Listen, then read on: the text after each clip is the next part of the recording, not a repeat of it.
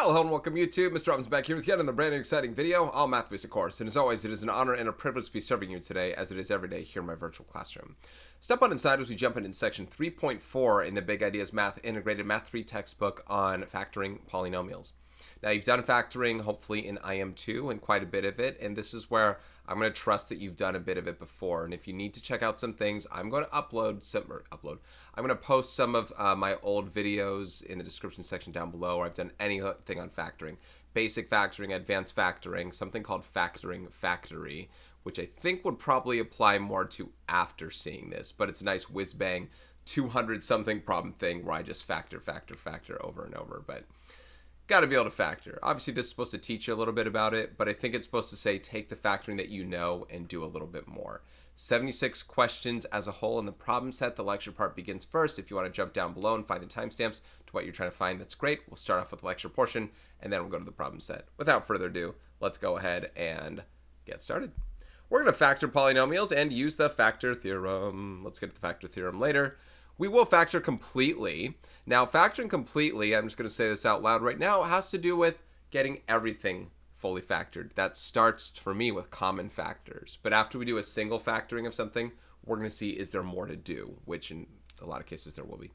Factoring by grouping, that is something that I do believe was in the, and I should have looked already, I do believe was a part of the IM2 textbook. I think I made a video on it. It wasn't its own section, but these two together had some factoring completely bits on it. I'm sure they're going to revisit it for you. Quadratic form, sure, we'll see what that is. Zero of a function means, by the way, an x-intercept or a value of x when y equals 0. And synthetic division, something you just saw in section 3.3, whether you saw my own video or you were taught this section. Okay, factoring polynomials. Previously, you factored quadratic polynomials. You could also factor polynomials with degree greater than 2. Some of these polynomials can be factored completely using techniques you have previously learned. See, they're going to assume you know some stuff. A factorable polynomial with integer coefficients is factored completely when it's written as a product of unfactorable polynomials with integer coefficients. So you get it all down to, if I have a quartic function to the 4th power, I might be able to come up with 4 linear factors on those things. Boom, boom, boom, boom. Not just 2 parentheses, but 4. So we'll get kind of down there. Okay, finding a common monomial factor. Factor each polynomial completely. So the first thing on part A that you hopefully see is there's a common factor of x.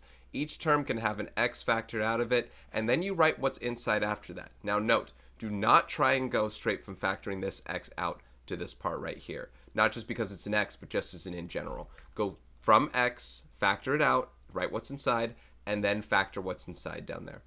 Now, what do they do inside here? This is the part where you need to know the IM2 bits. Find two numbers that multiply to -5 and add to, that multiply to -5 and add to -4. That's -5 and 1. Those go in the factorization. I'm not going to spend a long time on that. That stuff you can go down description section, find the basic factorization. I forget what my link thing is called, but I'll post them. Part B, 3y to the 5th minus 48y cubed. You have a few things going on here. First of all, a common factor of 3y cubed, and what you reveal then is y squared minus 16. That's actually a difference of 2 squares, but you're trying to find two numbers that multiply to -16 and add to 0. That's -4 and +4. But it's a difference of 2 squares, and I'm sure they're going to talk about special cases quite often here.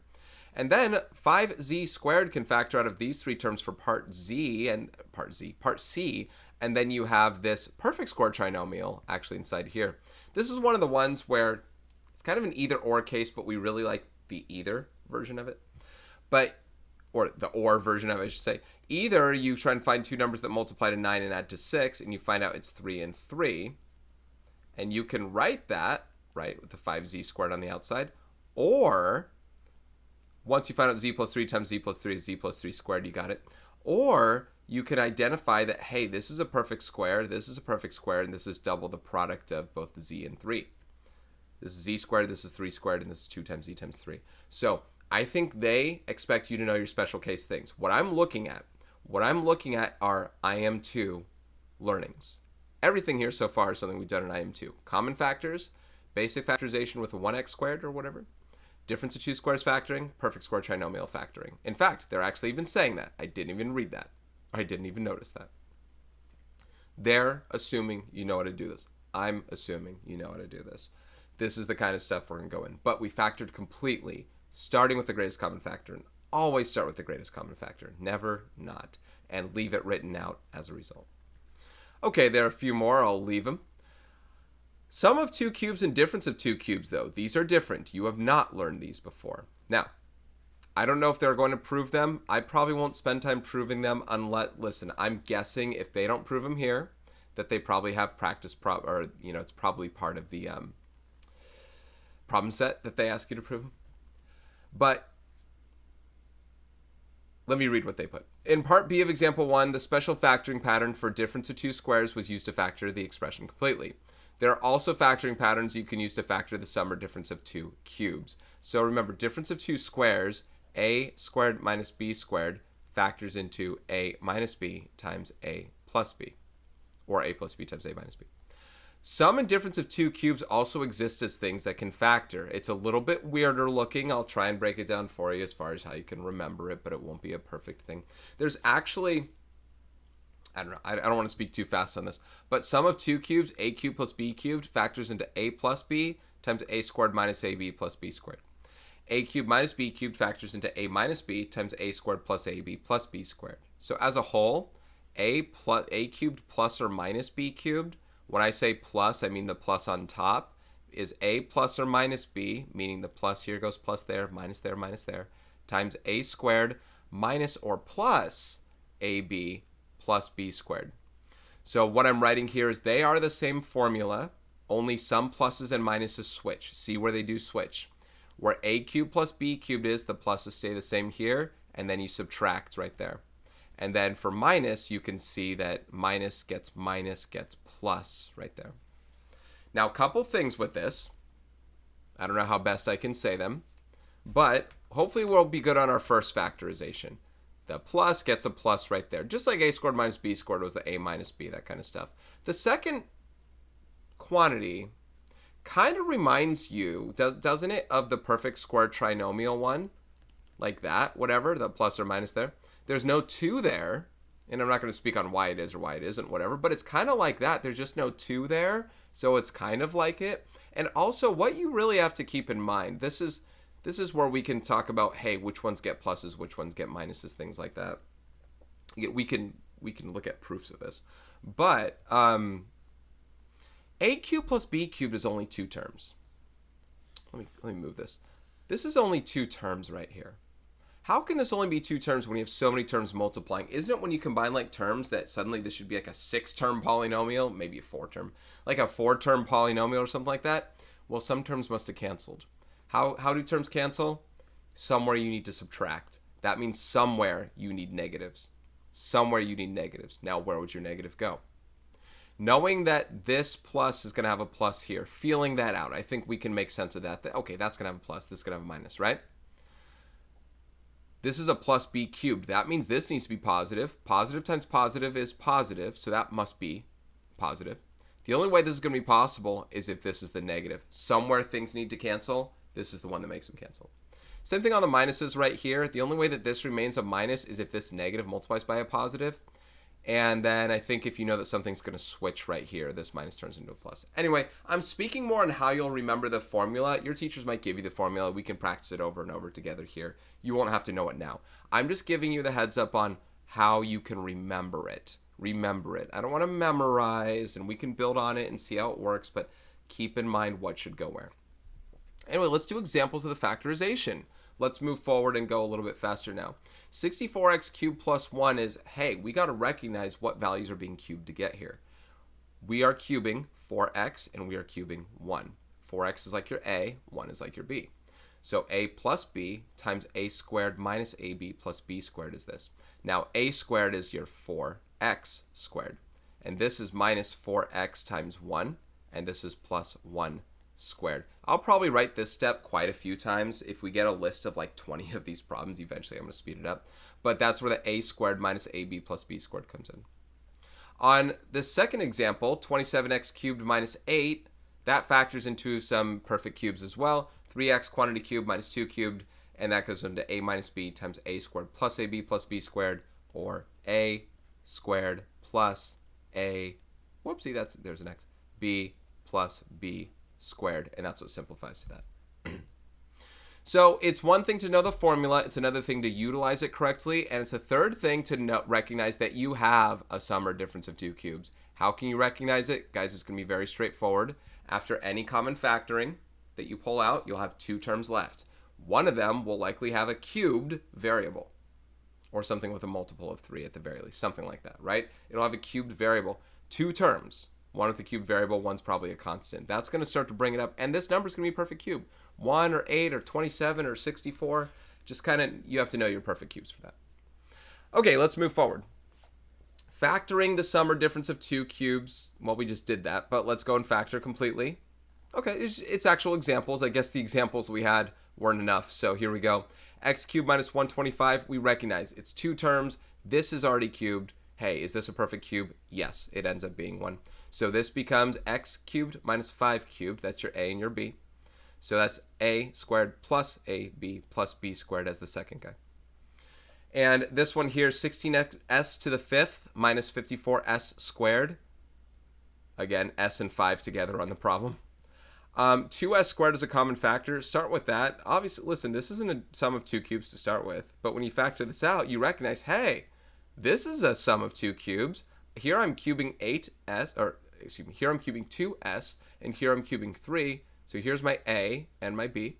So 2s squared is factored out of the whole, and you have a plus b times a squared minus ab plus b squared. There's a factorization. Now, they do ask you to factor completely. I'm going to mention this now and see if we can feel it out. Remember on this problem, on these problems here, we had more to factor. We saw this and said, hey, let's factor down more. Hey, let's factor down more. Hey, let's factor down more. You look at this quadratic here and you're saying, Mr. Robinson, don't we have to factor this down more? You would if you could. The thing is, and this is true for every sum and difference of two cubes of basic natured things, meaning this is actually a x cubed, things like that. This is unfactorable. This is unfactorable. Don't even try it. Don't even bother it with it. A squared plus or minus ab plus b squared is not only unfactorable, it actually has no real solutions. If a was an x and you're solving for x, it doesn't have any real solutions to it either. So unfactorable, just move on. All right, next set. For some polynomials, you can factor by grouping pairs of terms that have a common monomial factor. The pattern for factoring by grouping is shown below. They mention the phrase monomial factor. I don't often say that phrasing, but they're going to work it out for you here. Now, a lot of people get lost in this concept, and I don't want to over-explain because then I'll be here for like 10 minutes doing more. But factoring by grouping takes pairs of terms, finding a common factor within those terms. So in this pair, r is a common factor of these two terms. You have a plus b. You factor s out of these two terms. That is a common factor. S is the common factor. You're left with a plus b. Let's start with that. All right. Common factor here, common factor there. If you'll notice, a plus b is shared in both of these. That means a plus b is a common factor. It's a common monomial. Oh, excuse me.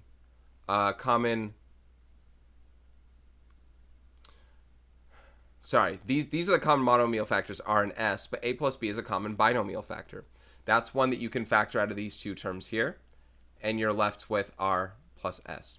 Now, this is the stage where people get lost. This is where people often say, what happened to the other a plus b?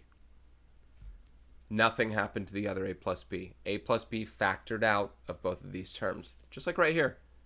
Hey, we went from this to this. What happened to the other r? There's a single r here. What happened to the other r? Nothing. It factored out. R can distribute into these two, and you get r times a plus r times b.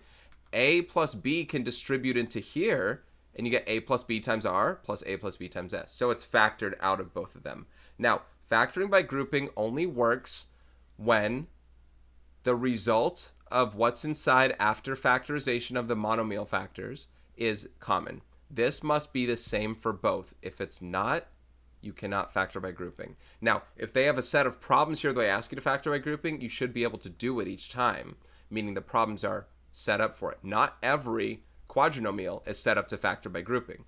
This one is because they're asking us to do it. But there are some problems that aren't. We can test for it. Eventually, you can probably look at the numbers and determine whether or not they are. I can try and call attention to them if you think you understand it.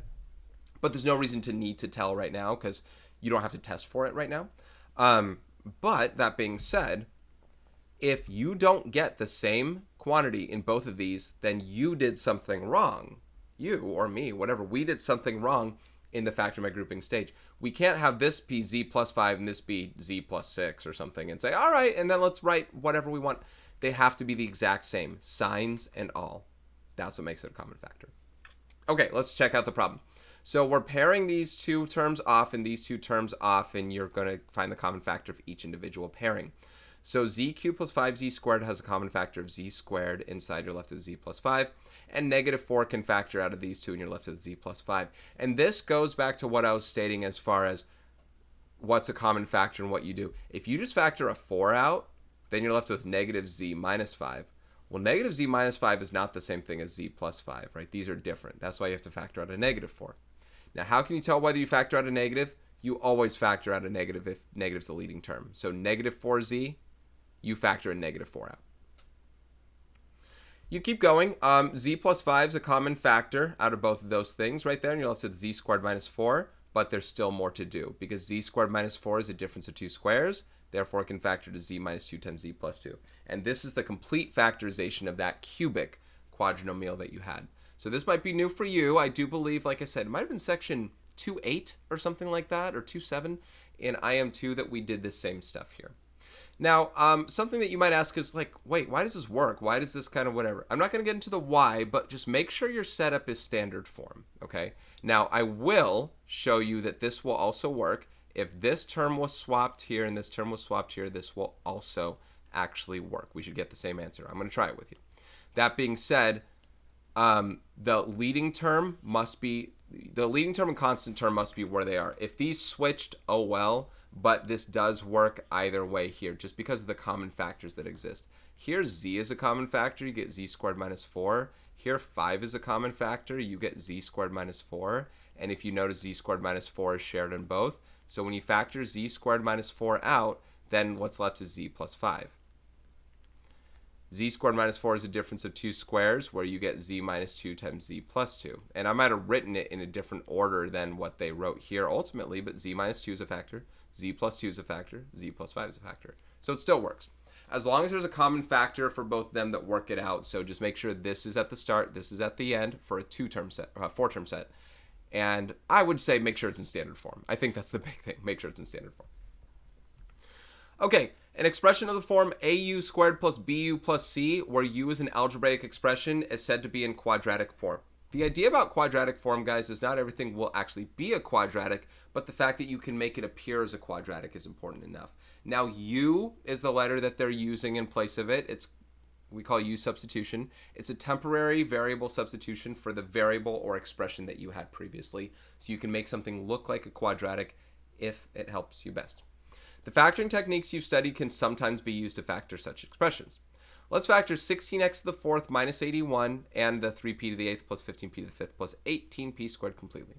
So the first one, we seek common factors. There are none. However, what they're going to do is a rewrite of this thing here, 16x to the 4th minus 81. It is a difference of two squares, not a difference of two cubes. 4 squared is 16, 9 squared is 81. But even more so, x to the 4th is x squared squared. Now, if you have trouble coming up with that as your a value, the thing that you're squaring here, you can substitute 4x squared in for u if you recognize that that's what's happening there. I don't know if I would replace the... I don't know if I'd replace the 16 with the 4x squared. I'd probably say u is just x squared. So I turn it into 16u squared minus 81. That's probably good enough for me.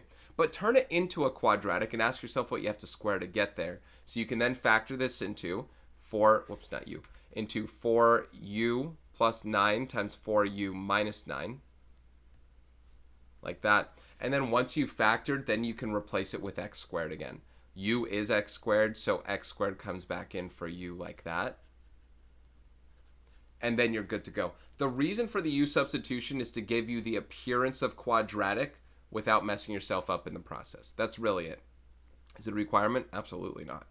Absolutely not. But anyway, 4x squared minus 9, as you see in the problem, is also still a difference of two squares. It keeps going down to 2x minus 3 times 2x plus 3. By the way, remember how there was a sum of two cubes there's no sum of two squares thing that we use. This can't factor down any further. Difference of two squares can, sum of two squares can't. Okay, getting past the 20-minute mark here, let's finish this thing up. 3p to the 8th plus 15p to the 5th plus 18p squared. There is a 3p squared that is a common factor that can pull out of there, which is significantly easier for what we do. And we're left with p to the 6th plus 5p cubed plus 6.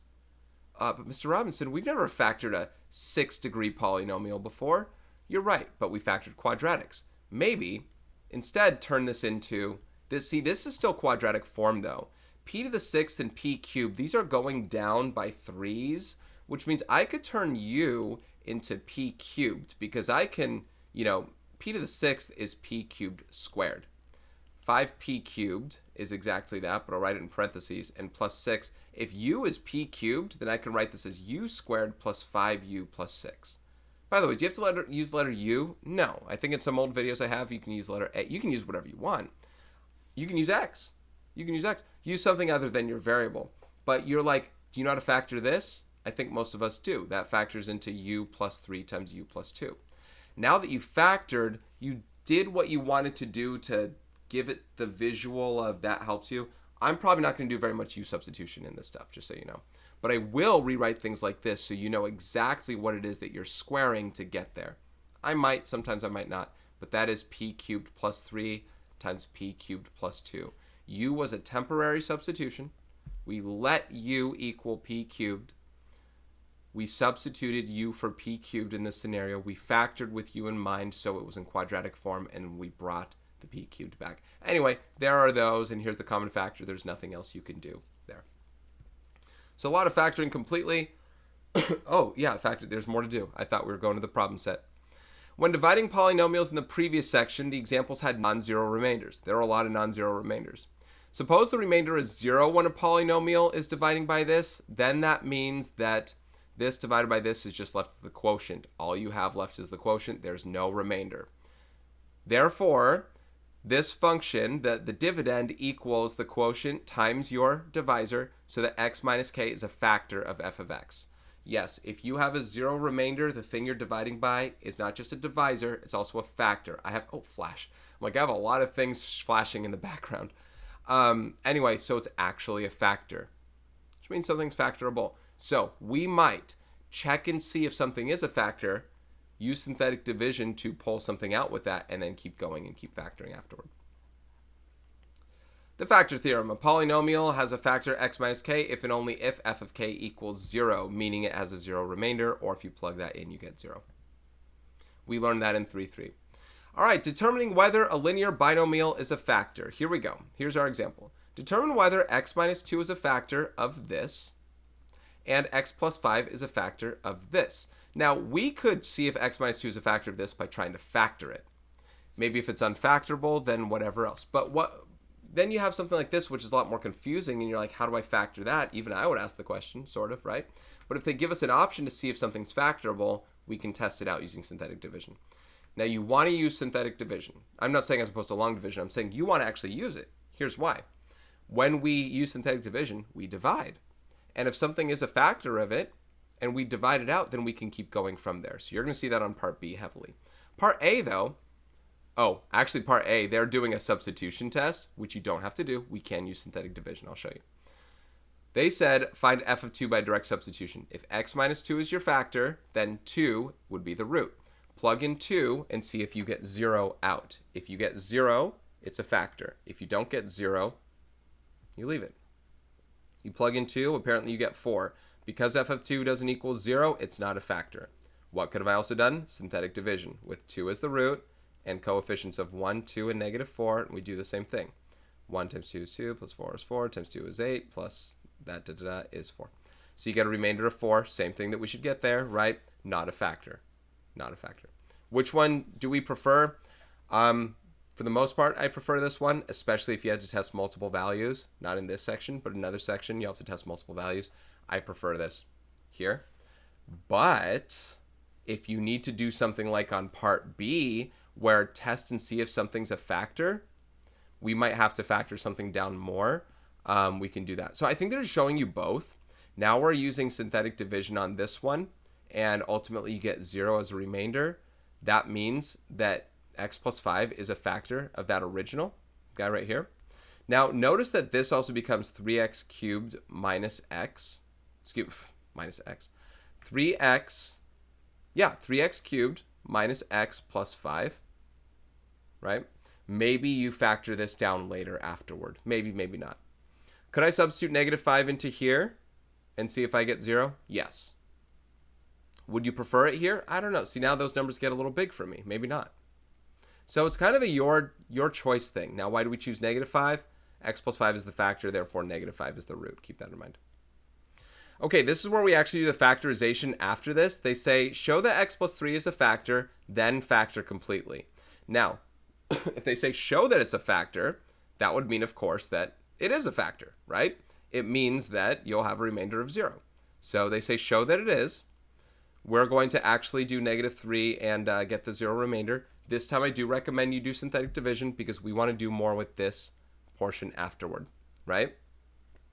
We get a 0 remainder. That means that x plus 3 is one of the factors in the setup.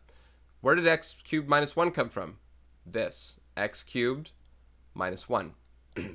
So we took the original polynomial here. We factored into x plus 3 times x cubed minus 1. X plus 3 came from your root of negative 3. Well, they said show that x plus 3 is a factor, but you factored it out by dividing. And then you're going to factor this difference of two cubes. This is x minus 1, or a minus b times a squared plus ab plus b squared. Excuse me. They said notice you can factor this by grouping as well. Apparently it's also factorable by grouping, but they said you do it in a different way. Oh, there's more to do. Okay, real life application. Excuse me. Another long lecture. Let me pause and clear my throat. Yeah, sometimes I realize, listen, my lectures can get over long. I get it. I over-explain on parts that I feel like, well, listen, I feel like we should already know the factoring biz, so I could have really whiz-banged through the first stuff and then started talking about the remainder theorem, but it is what it is.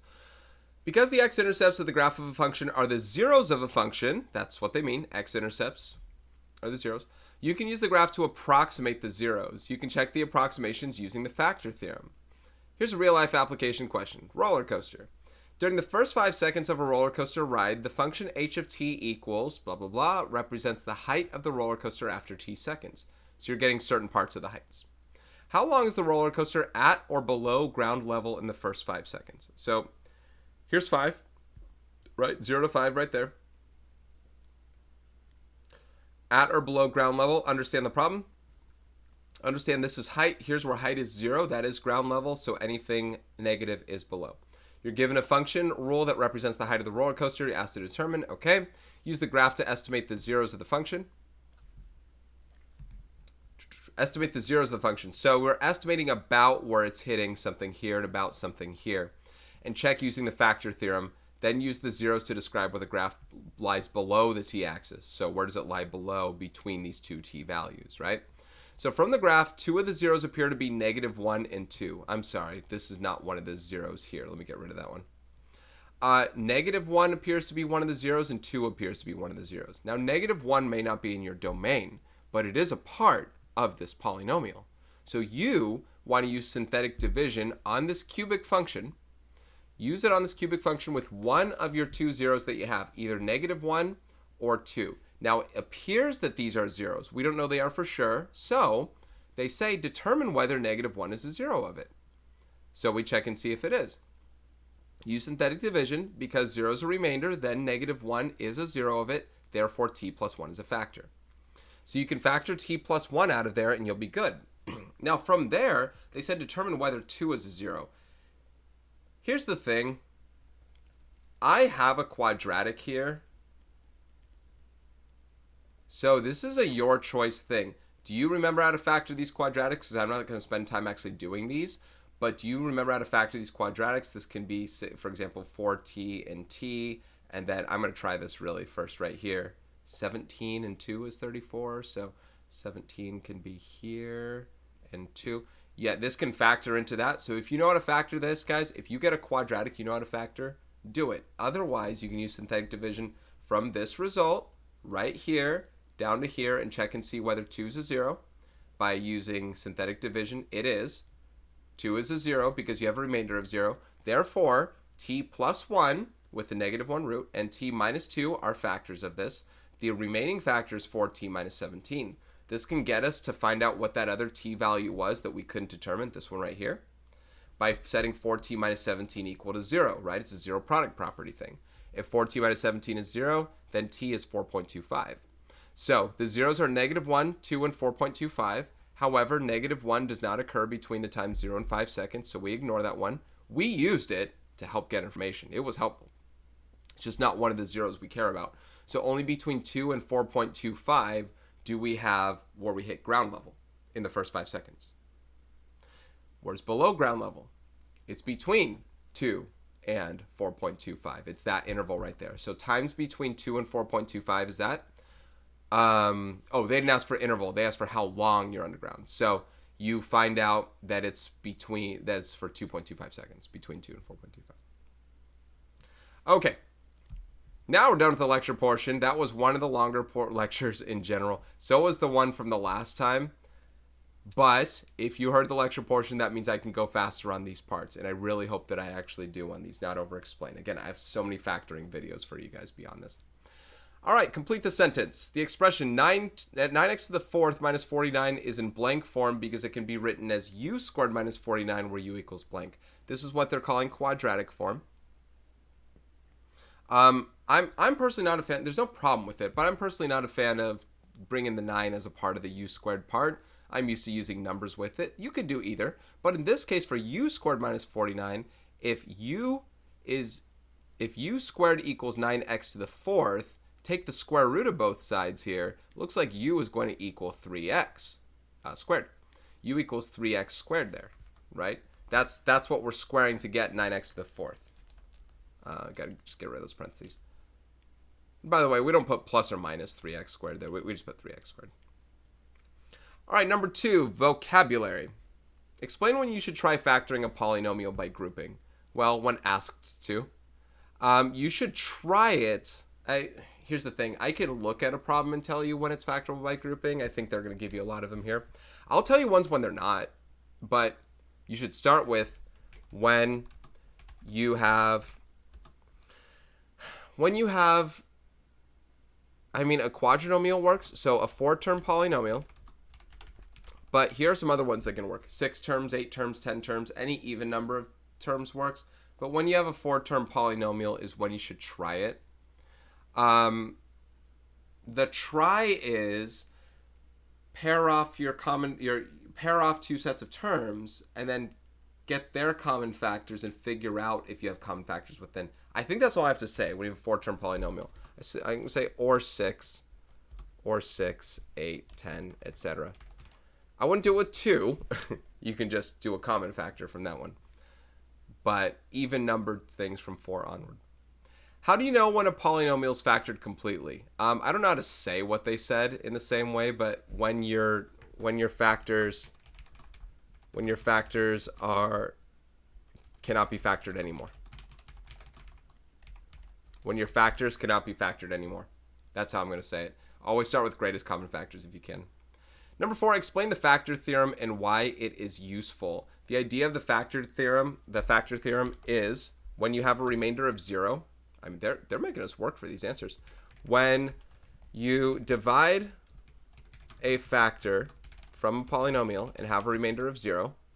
Sorry, when you divide from a polynomial and have a remainder of 0. That divisor is said to be a factor of your polynomial. This can help start the factoring process, the complete factoring process, the complete factorization process for polynomials that were otherwise very difficult / impossible to factor. And I say that in the way that you probably wouldn't know, right? You can look at some of those things and say, I have no idea how to factor it beyond it. And I would say the same thing. I have no idea how to factor it. But if I test something that's a factorization for it, and they're going to give us the number, we're going to learn how to find those numbers after, but in a different section. But here, we test for it. We see if we get a remainder out from it, and then it helps break it down. Why does it help? because we start with like a quartic function, and like you don't know how to factor a quartic function, not unless it's a quadratic form version. But you don't know how to factor that thing, so we want to break it down to a cubic. And then either maybe it's a sum or difference of two cubes, maybe it's a factoring by grouping cubic, or maybe you also have another factor you can test with it as well, and you turn it into a quadratic. And then maybe you know how to factor that quadratic. So once we can break it down to something we know how to factor, then we can start factoring. But we can't do it from the very beginning. All right, guys, I'm going to go ahead and get started on the actual problem set. We have 76 problems to do. It sounds like a lot, but if you know how to factor, I do. If you know how to factor with this stuff, it can go relatively quickly. And because I spent so long on the lecture portion, I do want to go faster with this stuff as an overall, okay? So we're going to go ahead and get started with numbers 5 through 12, where they say factor the polynomial completely. This will always begin with me hunting for greatest common factors first. I will never, ever not hunt for greatest common factors first in this scenario. Case in point, on this first question right here, this x, this has a common factor of x that can factor out. And now we try and find two numbers that multiply to make negative 24 and add to make negative 2. Those are the numbers negative 6 and positive 4. This is the complete factorization of number 5. You can see where, once again, this can go fast as an overall. Number 6, 4k to the 5th. I wish they were all x's. 4k to the 5th minus 100k cubed. There's a common factor here, 4k cubed. And when you factor that out, you're left with a k squared minus 25. Now, this would be done if you couldn't factor this further, but you can. That's a difference of two squares, where it's a squared minus b squared equals a plus b times a, or a minus b times a plus b, whichever way you want to write it. But that is k squared minus 5 squared, right? So there's our difference of two squares factorization, number 6. Number 7. Now, when they're asking you to factor completely, I'm not saying they'll all have common factors. They might, but I'd assume if there's nothing else you know how to do with it, there must be a common factor of some sort. I don't know how these numbers 3 and 192 come into play, other than 192 must be divisible by 3. That's my assumption right now. So I'm going to try it. Factor 3p cubed. Remember, you can factor as many as the smallest degree of your thing. Degree is 3. Factor out all them p's. And then you're left with a p squared still right here. 64. Minus 64. There it is. Also a difference of two squares. That's 3p cubed times p squared minus 8 squared. So p plus 8 times p minus 8. You'll see me sometimes just flip back and forth here. Before I did a minus b times a plus b, now I did a plus b times a minus b. I do it to remind you that they're interchangeable for these ones. I should probably do more of the minus leads, because then that will remind you of how to do it for a cubed minus b cubed, right? So I probably will do that more. Number 8, 2m to the 6th minus 24m to the 5th plus 64m to the 4th. Oh, we can definitely factor on m to the 4th. How about a 2? You betcha. You betcha. You're left with an m squared here, minus 12m, and then plus 32. Remember, all those m to the 4 of those m's came out of this one. All of them came out of that one. Can we factor this quadratic? I'm sure we can. It looks like it. M and m, these are both minuses for the positive product negative sum, and 8 and 4 totally belong. Number 9.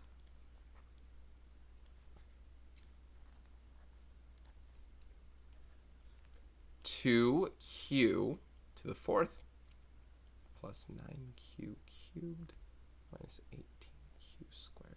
Okay. All right. A 2 cannot factor out of here, but a q squared can. So 2 cannot factor out. Okay. We do need to see how to factor these parts after. So 9q minus 18. We do have to try and do one of these factorizations. Maybe can factor, maybe not. I haven't tried it yet. So 2q times something q. I need to find factors of 18, such as like 6 and 3, 9 and 2, stuff like that. If I do 6 or 3, let me try 3 and 6. Wait, sorry, I have to do it the other way. 6 and 3. 12, that won't work. Let's try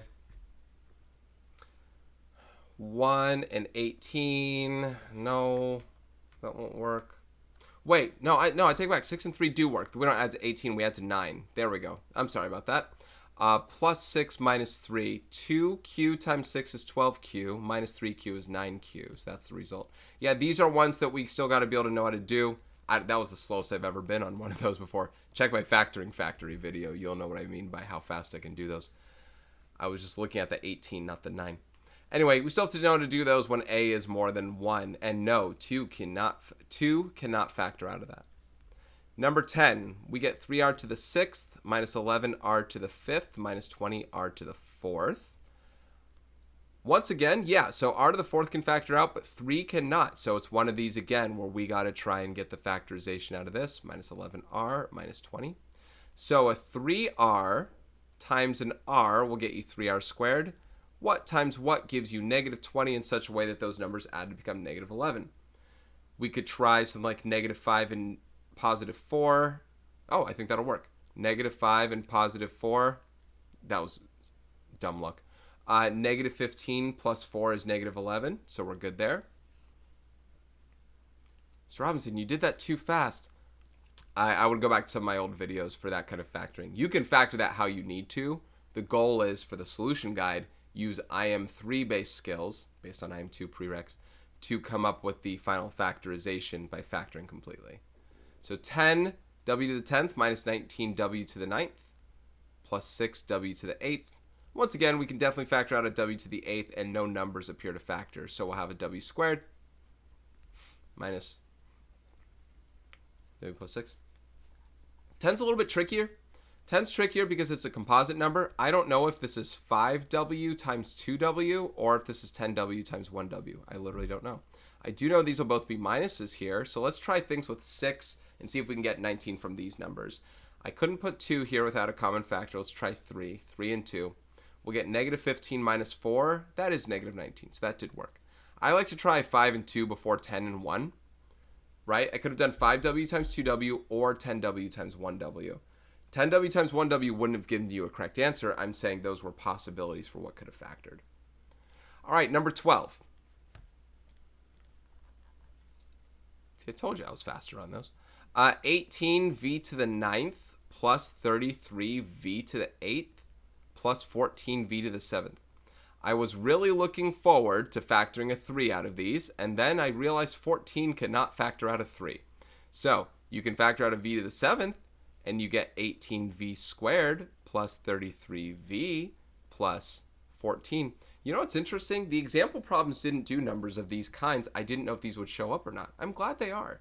Now, 18 is also tricky, right? 18 can be 18 times 1, which I'm probably not going to try first, 9 times 2, or 6 times 3. I'll go with 6 times 3 to start. I really do like to work with the ones that are kind of smaller. We'll see if they work. 6v times 3v. 14, a classic 14 case is 7 and 2. We'll try and see if we can get up to 33 from that. If I put 7 here and 2 here, I get 42 plus 6. That's way too big. Let's try and do 2 and 7. 2 and 7. If not, we're going to try 9 and 2 for 9v and 2v. This becomes 12 plus 21, which is 33. So that works out. So this is the factorization of that one. That's number 12. And we are kaput. Okay, let's move on to numbers 13 to 20, where we factor completely. But it's probably a different kind of set of questions. Yes, these are going to be special cases of sum of two cubes or difference of two cubes, right? They're all two terms. You can totally tell that's where they're going with.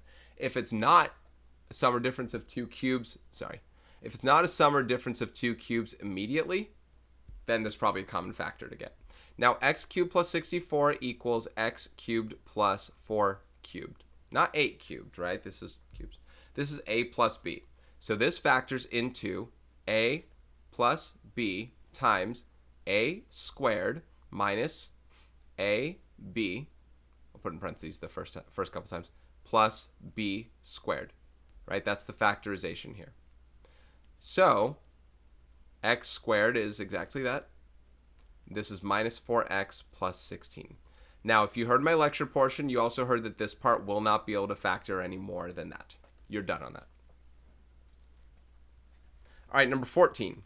Y cubed plus 512. I think you'll either be able to use a calculator, you'll have a table of them, or you're going to have to know what some of these perfect cubes are. 512 is indeed a perfect cube of 8. Okay, So that factors into a plus b times a squared minus ab plus b squared. I'll just write it like that. So that's y plus 8 times y squared minus 8y plus 64. And once again, that part cannot factor down anymore. Don't try it. I need to find two numbers that multiply to 64. You won't find them. All right, number 15. I think at this stage I'll go a little bit faster on these two with not having that in-between step. But g cubed minus 343, that is the same as g cubed minus 7 cubed. Okay? So that will become, this is a difference of two cubes though, right? So this is a minus b times a squared plus ab plus ab plus b squared. Okay, so 7 squared is 49. 7 times g, right? The plus ab. We don't call this negative 7. The plus is taken care of, knowing it's supposed to be positive. A is g, b is 7, and then we work off that. So number 16, also a difference of two cubes. We have c cubed minus 27, and that's going to be c cubed minus 3 cubed.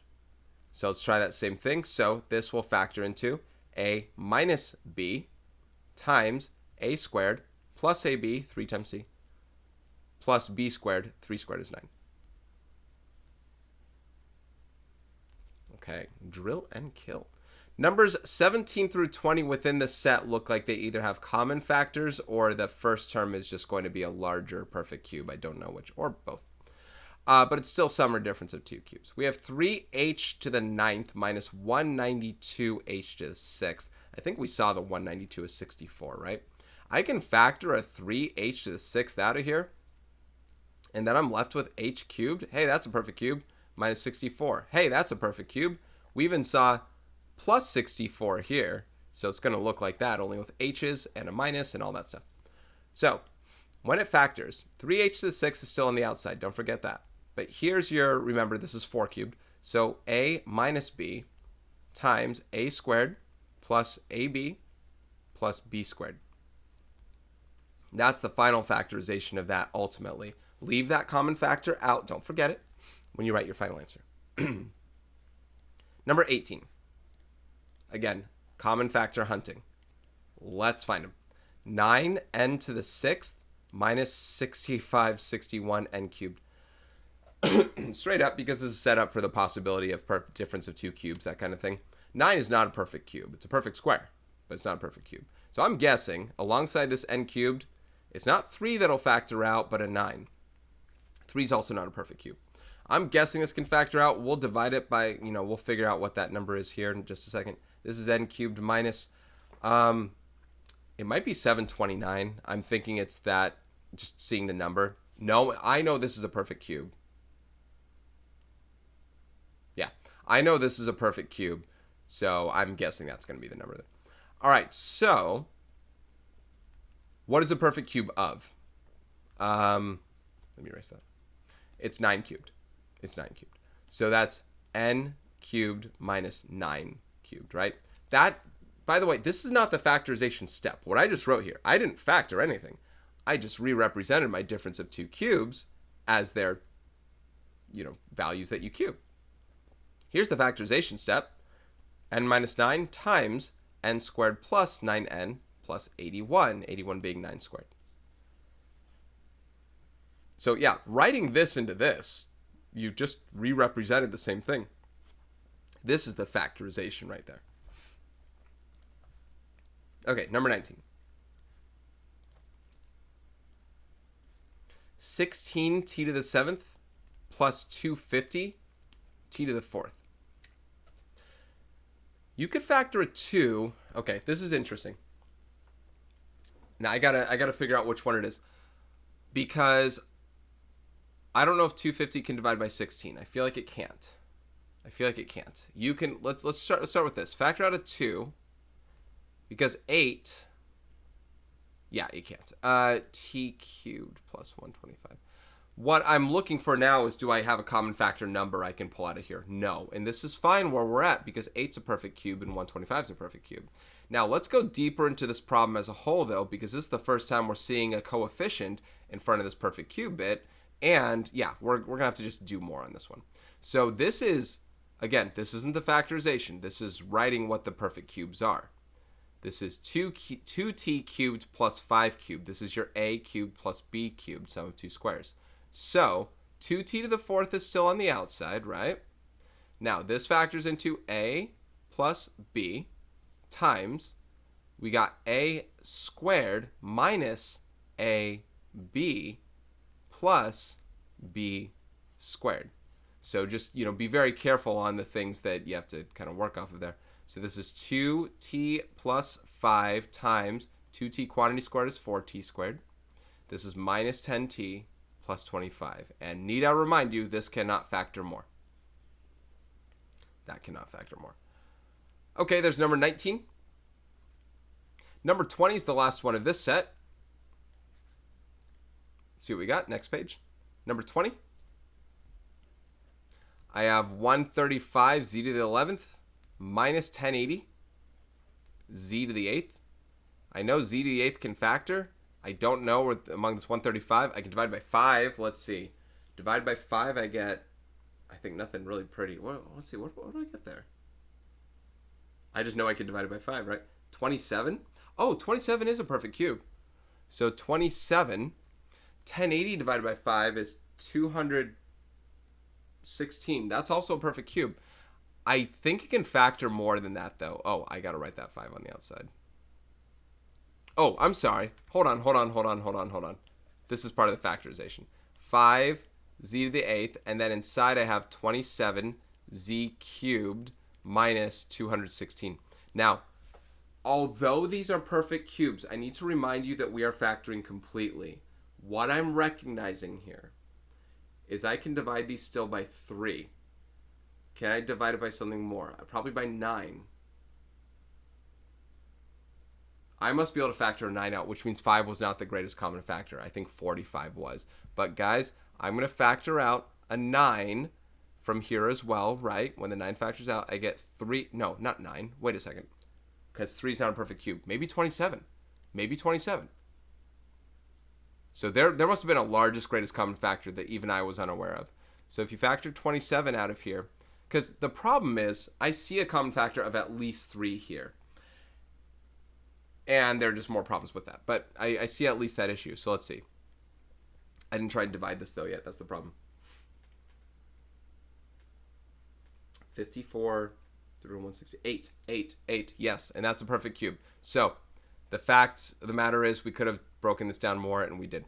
Now, 5 times 27, well, that's 135. So, hey, 135 could have factored out straight up. I didn't know that. I probably could have tested it with the calculator, but there it is. All right, now z cubed minus 8. That's z minus 2. 8 is 2 cubed. Times z squared plus 2z plus 2 squared, 4. And there's the final factorization of that guy. Okay. Yeah, I should have tried to factor 135 first. Come on, why not? All right, number 21 and 22 is error analysis. Describe and correct the error in factoring the polynomial. Let's see what shenanigans they're up to. 3x cubed plus 27x. 3x is a common factor. Agreed. And there's the inside. And they treated a sum of two squares as a difference of two squares and factored that way. There's the issue. So the issue is, although they found a GCF correctly, their inner remaining quantity is a sum of two squares, not cubes, sum of two squares, which cannot be factored further. So as far as correcting the mistake is their answer is where they had the common factor. They can't factor more after that. So 3x cubed plus 27x factors with a 3x common factor, and you're left with x squared plus 9. You're done. I can't factor x squared plus 9 more. X squared minus 9, yes, would factor into what they did. That's what they were looking at for that. I honestly don't see that mistake very often. What I tend to see more is the opposite, which is this is a minus, they factor, and then they're done. Well, you're not done. You actually had more to factor afterwards. So the opposite is people stop factoring when you can do more. Number 22, x to the 9th plus 8x cubed. Let's see. They went straight into, that's not a problem. It's just, okay. They went straight into sum of two cubes. X cubed is x to the 9th. 2x quantity cubed is 8x cubed. There's nothing wrong with that. And then they have a plus b. Remember, this is a, this is b. So they have a plus b times a squared minus ab plus b squared. And they have all that. Everything is sublime. So what's the problem? This still has a common factor in it. Remember when I said nothing can factor out? Well, that depends on if you did your common factor stuff first. This still has a common factor of x squared in it. Or rather, wait, is it x squared? Oh, and this still has a common factor of x, even more so. This has a common factor of x, this has a common factor of x squared. They didn't do the common factor first, and it cost them. It cost them. It cost them in a couple ways, and that's really why I talk about common factors first. They did not factor out their GCF of x cubed, because it really is an x cubed thing.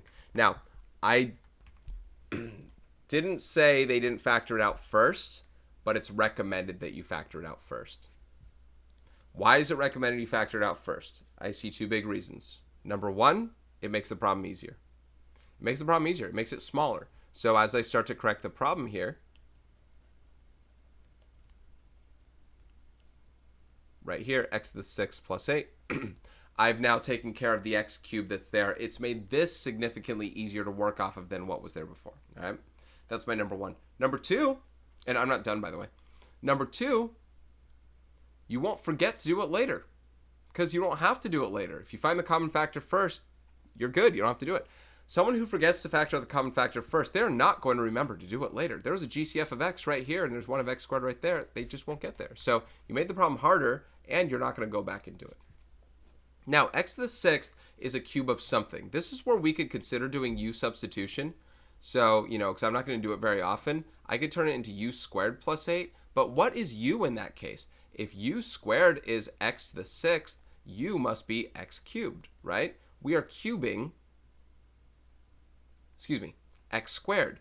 We are, x squared. X squared. We are cubing x squared. Oh, I'm sorry. This is where I made the mistake. This is u cubed. I was trying to figure out what was going on. I'm like, what did I do that was different? This is a u cubed. This is a u cubed. There we go. I was like, what's going on? This should say x to the 6th. We are cubing x squared. Okay? But we see it as a u for a moment. So x cubed is still on the outside. Then we can turn this into u plus 2, right? 2 is 8 cubed. Times, here, I might as well write this as 2 cubed right now.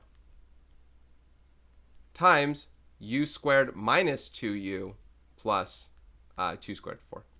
Now, I need to bring back x squared into the fold right here. So that becomes x cubed times, now this is x squared plus 2, times x squared squared, right? X squared squared, that's x to the 4th, minus 2x squared plus 4. And then we're finished on that stage there. Okay, so that's what we should have gotten into, and they pretty much had that, but they needed to factor out this x here to have an x, factor out this x squared here to have an x squared, and x squared times x is x cubed, and then you'd have one less set of x's there.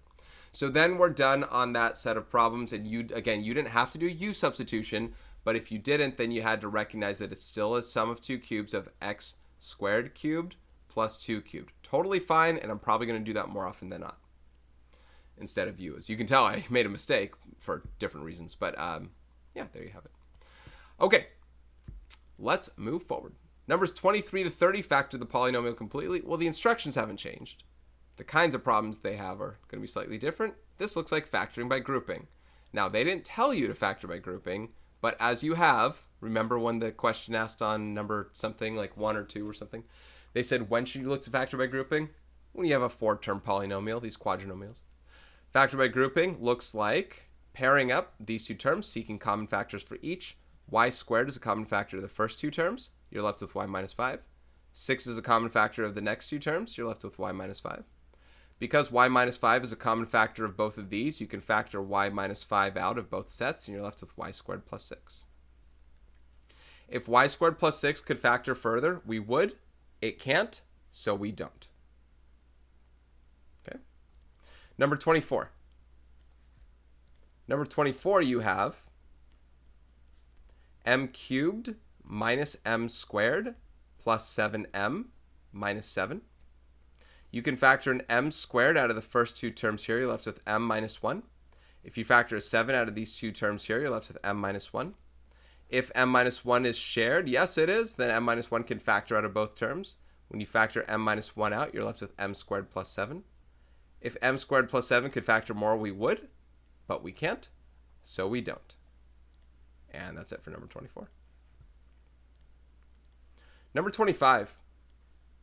By the way, when we're doing factoring by grouping, one thing you should always look to do still is find a common factor among all your terms.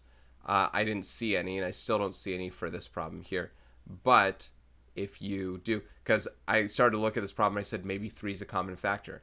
Because guess what? 3 is a common factor for 3, 18, and 48. But it's not for 8. So we can't. But we still do the pairing off of terms. Pair off this, and you can factor 3a squared out of these first two terms. You're left with a plus 6. Hopefully, after factoring out this GCF, we should still have a plus 6. That's the goal on this next one, basically, right? A plus 6. So what's that common factor? 8. Do we get a plus 6? Yes. Right, that's what we need. When we factor a plus 6 out, 3a squared plus 8 is what remains. And 3a squared plus 8 cannot factor more. No GCFs, no difference of two squares or anything like that. We're all done. I expect some of them to factor more. These ones have not. Number 26. 2k cubed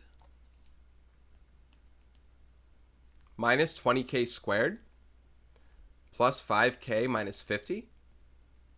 Once again, I almost saw a common factor of 2 for 3 of the 4 terms, but 5 cannot factor out of 2. So we just go straight to factoring by grouping. 2k squared can factor out of the first two terms, and you get k minus 10. You factor a 5 out of these two terms, it's GCF, you get k minus 10. Awesome, k minus 10 is our GCF as a binomial for both of these, and you're left with 2k squared plus 5. Once again, if you're stuck on these lost in these, you have more questions, go to the lecture portion where I start talking about this stuff. One of the questions is probably, where's the other k minus 10? Well, I'm not going to address it right now other than saying I factored it. It didn't go anywhere. I factored it. But that was something that I addressed at the time in case you were curious. Number 27, we get x cubed minus 8x squared minus 4x plus 32. Okay, x squared can factor out of the first two terms and you get x minus 8. Now, here's where I'm going to stress the importance again of factoring out leading negatives because, remember, our goal is to have x minus 8 as this next set here. Factoring out 4 won't get you that. That'll get you negative x plus 8. But if we factor a negative 4 out, negative 4 times x is negative 4x. Negative 4 times negative 8 is positive 32. Factor out leading negatives always. And that's what will get us to reveal what we want. So we get x minus 8 there, and this is x squared minus 4.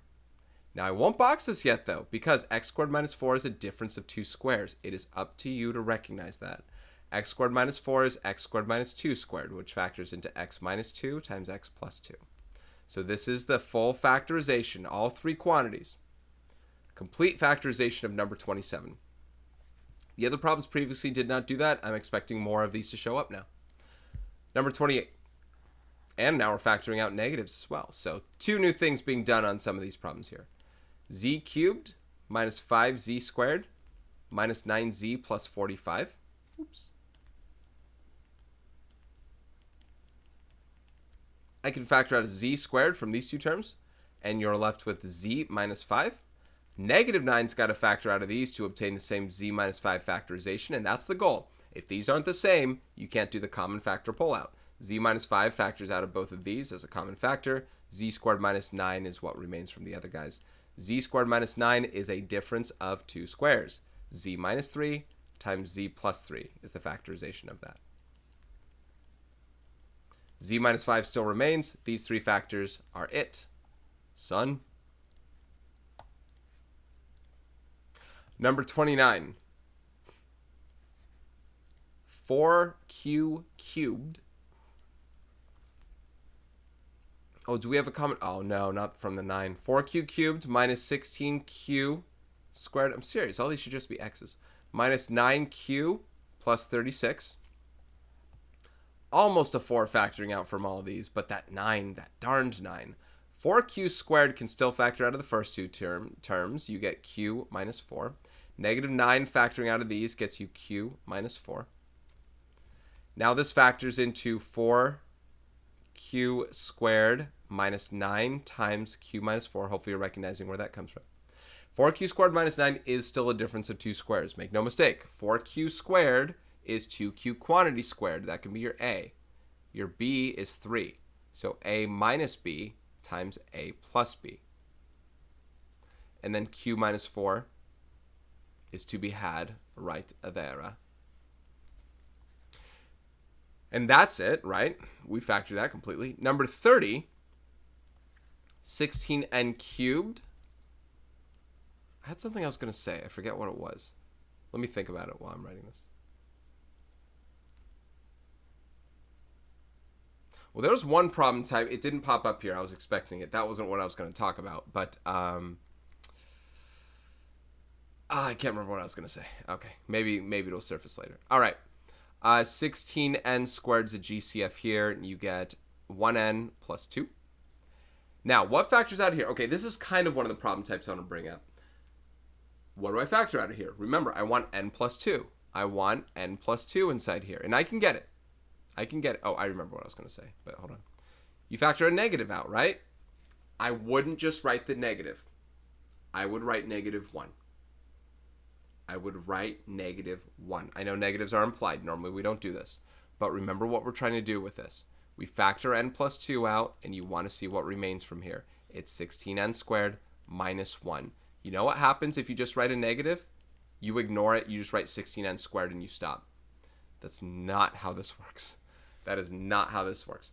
So that's going to go there. So part of what I wanted to bring up, guys, is if this was n plus 2, like that plus n plus 2, you factor a positive 1 out of there. I know that doesn't change anything, but you factor it out because then this, by the way, this isn't the problem, but I'm just telling you because it hasn't showed up. You factor a 1 out to reveal the n plus 2s as the same thing here to factor out of here, 16n squared plus 1. This needs to distribute to become that. And that's what you would do in these situations. Don't let that 1 go invisible. It will mess you up. Remember, I've been teaching this a long time. People still do it despite my warnings. Please heed my warning. Anyway, I'm still not done. This is a difference of two squares. Once more. Guys, there are a lot of differences of two squares that will pop up here. 4n minus 1 times 4n plus 1 is the way for 16n squared minus 1. There's still n plus 2. What I was going to bring up was, because you might not have heard the lecture portion, can you factor any of these by grouping always? No. They needed to write problems for you that were actually factorable by grouping. Remember, these need to be the same. Will they always be the same? No. I could make up another 4-term problem. Listen, if I turn this into a 4, suddenly this is a 4. Are they the same? No. So, not all problems do it. They gave you problems that are factorable by grouping. That's part of what you'll be tested on. That's the whole goal. We are going to learn about problems that aren't factorable by grouping, even in this section, and what to do with them. And we're going to do them, well, at least given that they give us a factor. And later we're going to learn how to do it when they don't give us a factor in a different section. All right, let's go to this next block of problems, 31 to 38. They asked to factor completely. The instructions have not changed. We are going through it quite splendidly. All right, this is probably where, okay, these ones are quadratic form. This is where you can choose to do U substitution or not. What I would do is recognize what kind of problem this is. I see this as a difference of two squares. I see perfect squares here with no common factor. I see that I can square something to get k to the 4th. I see this as squaring 7k. I don't think I'm going to do much U substitution, guys. Oh, 7k squared. Guys, I'm not going to do much U substitution here, if any. I'm really going to come up with what am I squaring in these two things, right? That's the goal. 7 squared is 49. K squared is k to the 4th. So this is my A, this is my B. I don't need U substitution if I know my A and my B. So this factors it into A minus B times A plus B. And if you had another difference of two squares within here, which I bet my bottom dollar will show up, just not in this question, then you would keep factoring. But that's it. That's all. We're done. Number 32, we have 4m to the fourth minus 25. More of the same when it comes to 4 and 25 being perfect squares with no GCF in sight. So 4m to the fourth minus 25, we are trying to figure out, and there's a subtraction in between, is this a difference of two squares that we can factor? Yes. 5 squared is 25, 2 squared is 4, and m squared squared is m to the fourth. So once again, on a u substitution level, u could either equal 2m squared or u could equal m squared. And then you can work out that same thing. So this will factor into a minus b times a plus b, with once again no difference of two squares in sight. So we're done. Number 33 is not a difference of two squares, but it is a trinomial with no GCF. So you're asking, well, how can I factor this? I can't factor by grouping. No, sir. But this is one of those, once again, it is a quadratic. Maybe I'll do u for this one really fast here. And then after that, I probably won't. So I want to turn these into quadratics to get the idea of it. This is in quadratic form. By quadratic form, it means you can build a quadratic out of the things you have. If I let u equal c squared, because c squared is c to the fourth, c squared to the first is that, etc. This is one of those things you have to kind of recognize. What's happening is your degrees are going down evenly. See, this goes down 2, 1, 0, and this goes down 4, 2, 0. So that's where you have quadratic form kind of showing up. Anyway, this might help you factor a little bit better. I got to find two terms that add to 20 or multiply to 20 and add to 9. With u, that's 5 and 4. So there's the factorization, but we need to bring the c squared back. U equals c squared was a temporary substitution, so c squared returns. C squared plus 5 times c squared plus 4. So if you know how to bring the c squared into it to begin with, no problem. I think it's just it's a thing for people to see. This time I won't do u substitution. Number 34, I got y to the fourth minus 3y squared minus 28. There's no change on this one compared to the last one, except it's y instead of c. And that's it. So when you factor here, note, I'll write the tweener, note that this is y squared minus 3y squared minus 28, which means y squared is the variable that goes in the factorization of this. You don't need to write that in between. You just need to note that these are both y squareds that make this happen. Negative 7 times 4 gives you negative 28. Negative 7 plus 4 is negative 3. So that's the result of going from there to there. And y squared minus 7 is not a difference of two squares because 7 is not a perfect square value. All right, number 35, I see 16z to the fourth minus 81. I don't really see a change on that question versus like 31 and 32. I don't think. 16z to the fourth minus 81. Oh, there's more than okay, I see what's going to happen. Yes. All right, anyway, we're trying to figure out what can I square here and what can I square here. Here I can square 2. Here I can square 4. No, hey, come back. Here I can square 4. And here I can square z to the 2 power, 2 squared. Here I can square 9. Right? So this factors into 4z squared minus 9 times 4z squared plus 9. Now, 4z squared minus 9, y'all, is a difference of two squares. I think we already saw that once before. It might have been an x, but that is 2z squared minus 3. So this factors into 2z minus 3 times 2z plus 3. There's still a 4z squared plus 9, which cannot factor. No sum of two squareds in existence for us, and that's it. Number 36, 81a to the fourth minus 256. I'm getting more vibes like 35, that something's going to happen with the difference of two squares in addition to what we're doing. So we got 9a squared minus 16 squared here, which is 9a squared minus 16 times 9a squared plus 16. And yes, 9a squared minus 16 is indeed a difference of two squares. That's 3a minus 4 times 3a plus 4. You'd be wise to recognize it.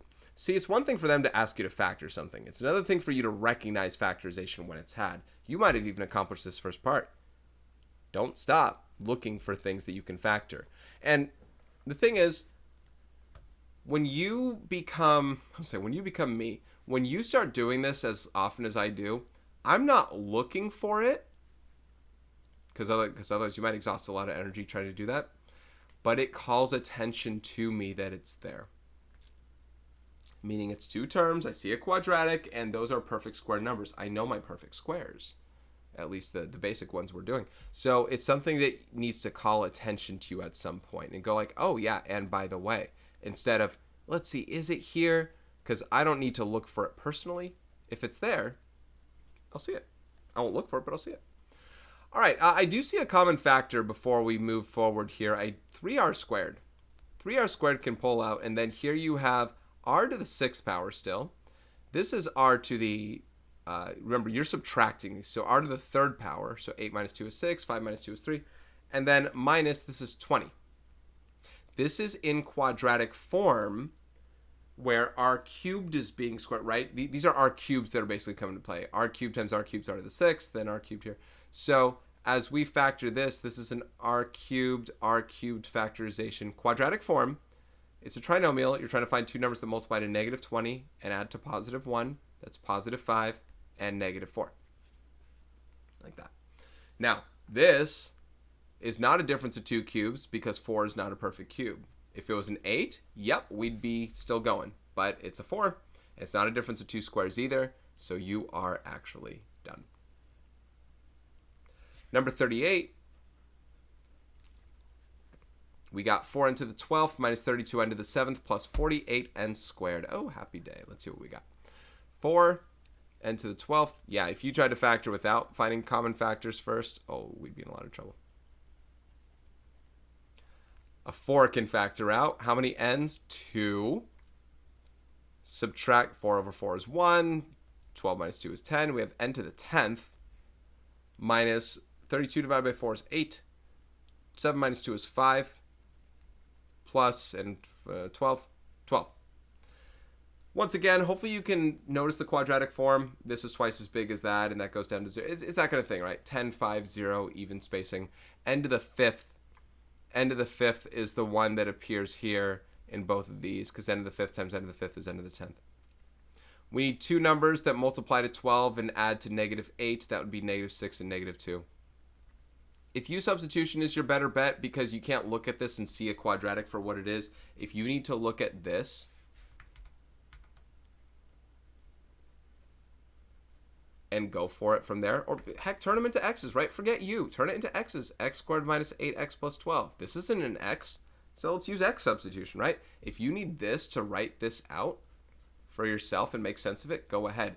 But you need to bring these back afterward, and you need to recognize what x is replacing. That was totally the wrong one to put it in for. That would go into that, and that would go into that right there, right? X equals n to the 5th in that case. N to the 5th squared is n to the 10th, all that stuff, yada, yada. So you want to go for U substitution, X substitution, be my guest. Make sure you recognize what it is, when it is. All right, numbers 39 to 44. Determine whether the binomial is a factor of f of x. So these are different questions. We're no longer factoring completely, at least not on these questions here. And yeah, different kind of scenario. So we have f of x equals 2x cubed plus 5x squared minus 37x minus 60. And x minus 4 is our test for this. Determine whether it's a factor. We are going to, we have one of two options, and I think they bless us with either. Depends on which one you're going to see. Depends if the numbers are big or small, and between you and me, these numbers are pretty big. I don't know which one's better or not. We can either substitute 4 for x into here and see if we get 0. Or we can use synthetic division, use 4 as the root, or long division, which we'll never want to do. We can use synthetic division with 4 as the root right here and see if we get a 0 remainder. If we get 0 in either test, then x minus 4 is a factor. If we don't, then it's not a factor. That's all we're doing on this. So 2, 8, 13, 52, 15, 60, 0. Okay, 0 is the remainder. Therefore, yes, x minus 4 is a factor.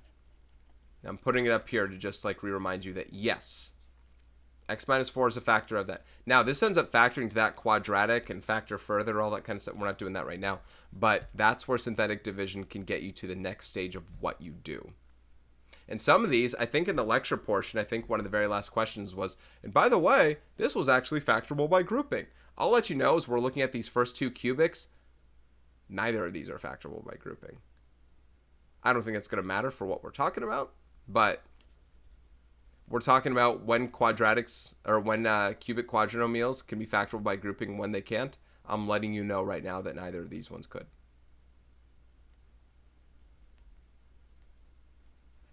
Actually, well, yeah, that one's not. All right, x plus 7. Okay, so once again, I could either substitute. I'm going to do more synthetic division when I'm going to do more synthetic division. I want you guys to see more synthetic division. I think the numbers are a little smaller for me in general when they work out, because I want you to consider what happens if I'm going to substitute. And remember, negative 7 is my root.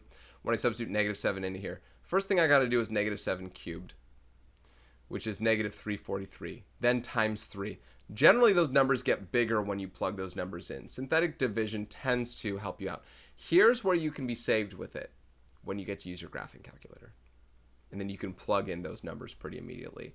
And I think we get to try and test that later. Not this section, but in a future section. Anyway, these numbers still get kind of big, right? We still got to work out what we have. This is 343 right there. And that becomes 371, I think, and times negative 7. Well, hey, the numbers are getting big. And you know why they're getting big? Because this isn't adding to 0. It's at this stage that I can already say no. You know what I mean?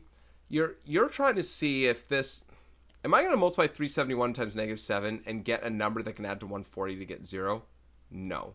Did I mess something up? I don't think so. But, you know, just that's the idea of, like, that's... You're making your test. Now, will a teacher ask you to show it, your work and stuff? Yes. I need to calculate it. Sorry, I'm going to type this in. I don't know this number. 371 times 7. We're getting negative 2597. All right, guys. Is 140 minus 2597 equal to 0? Let's test it. No, it's negative 2457. Oh, I was close. Not a factor, though. X plus 7 is not a factor. That's all we were testing for. Is it a factor? So, you know what? Maybe it would have been a problem no matter what, plugging in the 7 versus not. The number was so far too big that, oh well, this stuff happens. Number 41, f of x equals 6x to the 5th minus 15x to the 4th minus 9x cubed. Now, this one's interesting, and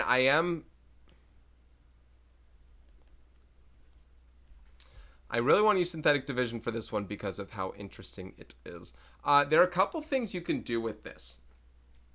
And I want to talk on them. I want to talk on them regarding synthetic division. I could also technically talk on them regarding just plugging in 3. Okay. Or negative 3. Negative 3 is your root. I have a lot to say on this. If you went straight into this, 6, negative 15, and negative 9, you have to consider the following. This is missing the x squared term, the x term, and the constant term. You need to put in these zeros.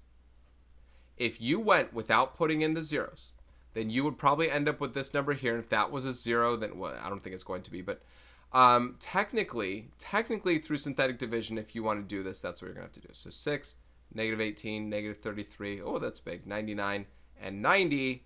And then it just gets bigger along the way, right? These are zeros. This ain't going to pan out. Negative 270, 810, and negative 2,430. Whoops, 2430. So that's a no. But that was not the easiest way to do the problem. Now you might say, well, what? Is it easier to plug in negative 3? Not necessarily. That's still big numbers as well. I don't know if you noticed this, but for this problem, here's an alternative version of it. There's a common factor. And it's not just 3. It's 3x cubed.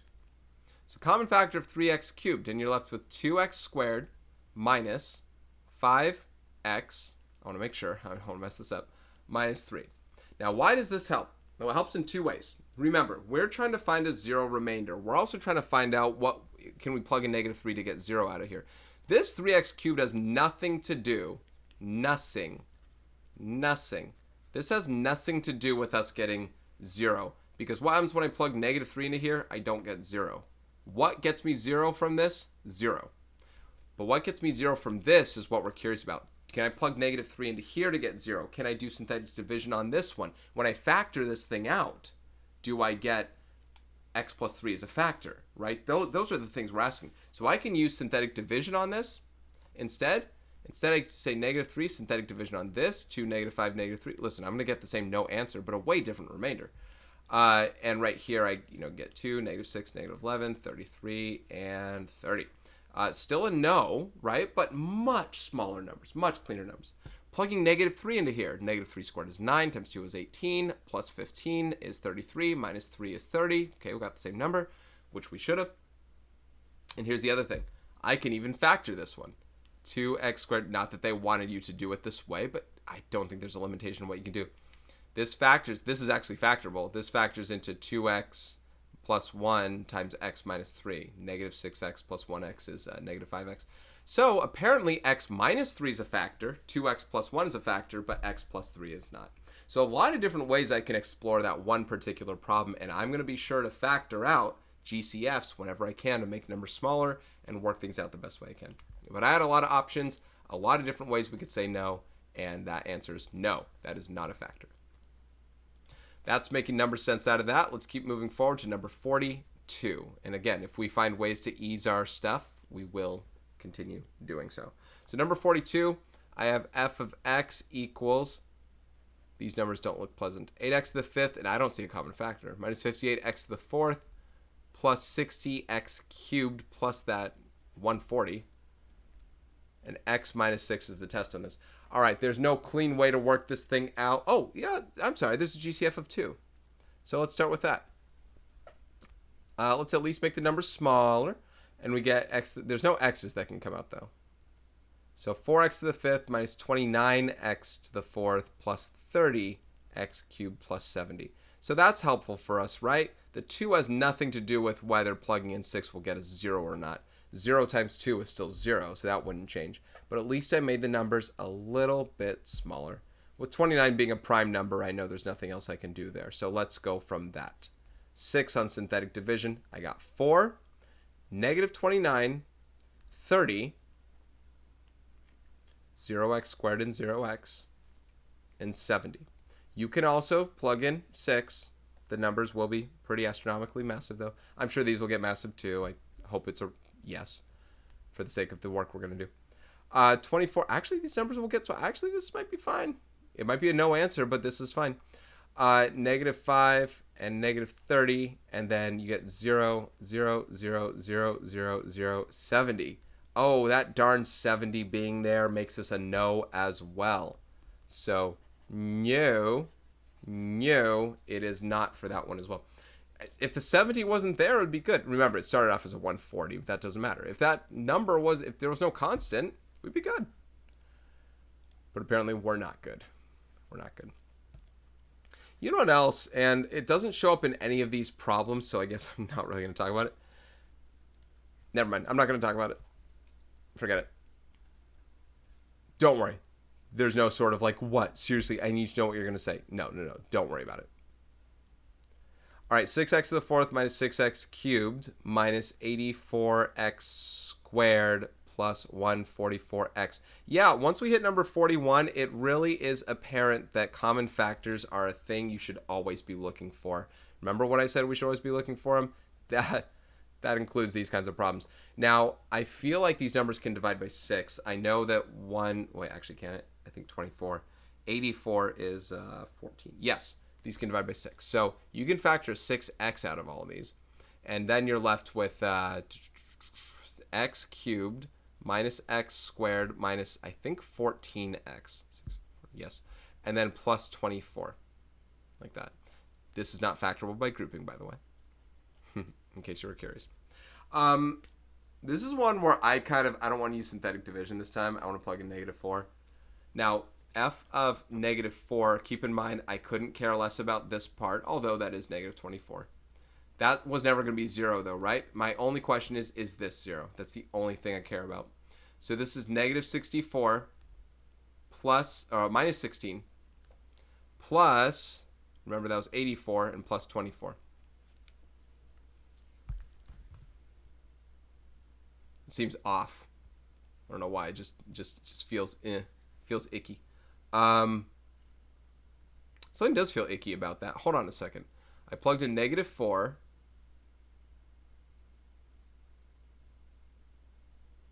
What feels off about that? What am I saying that seems off? Negative. Oh, that's right. This feels off. I was like, because I felt like this was going to be a correct answer from the numbers that I'm looking at. Negative. I was doing negative 6. Negative 4 times negative 14 is positive 56. There we go. Okay, that feels better, and I think this answer is going to work. All right, so that's negative 24 times negative 80 plus 80, which is 0. So f of negative 4 is 0, so this is a yes. This is a factor.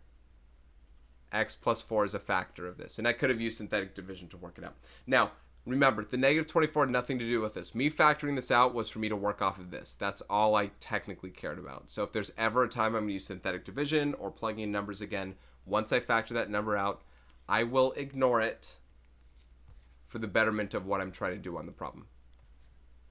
In testing for factorization. That's all I mean. In testing for factorization.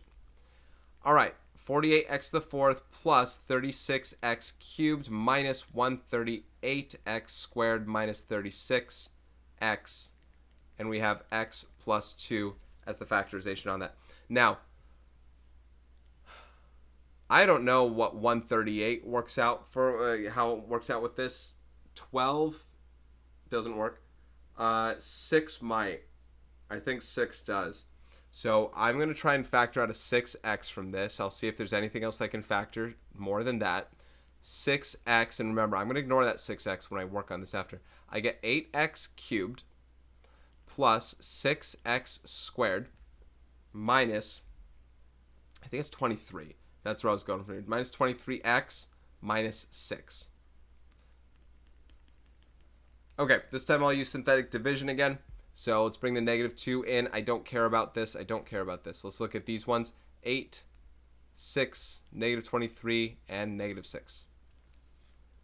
So we get 8, negative 16, negative 10, 20, negative 3, positive 6, 0. All right, I trust that everything was good there. 0 remainder, yes.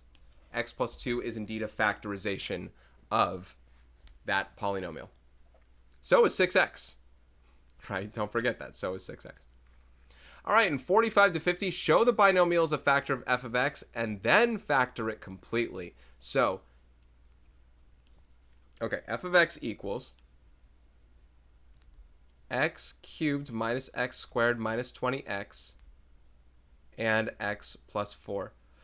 Okay, I have a couple things to say on this. First of all, when they say show it's a factor of it, that means it will be a 0 remainder when I plug in, say, negative 4, when I use negative 4 as the root.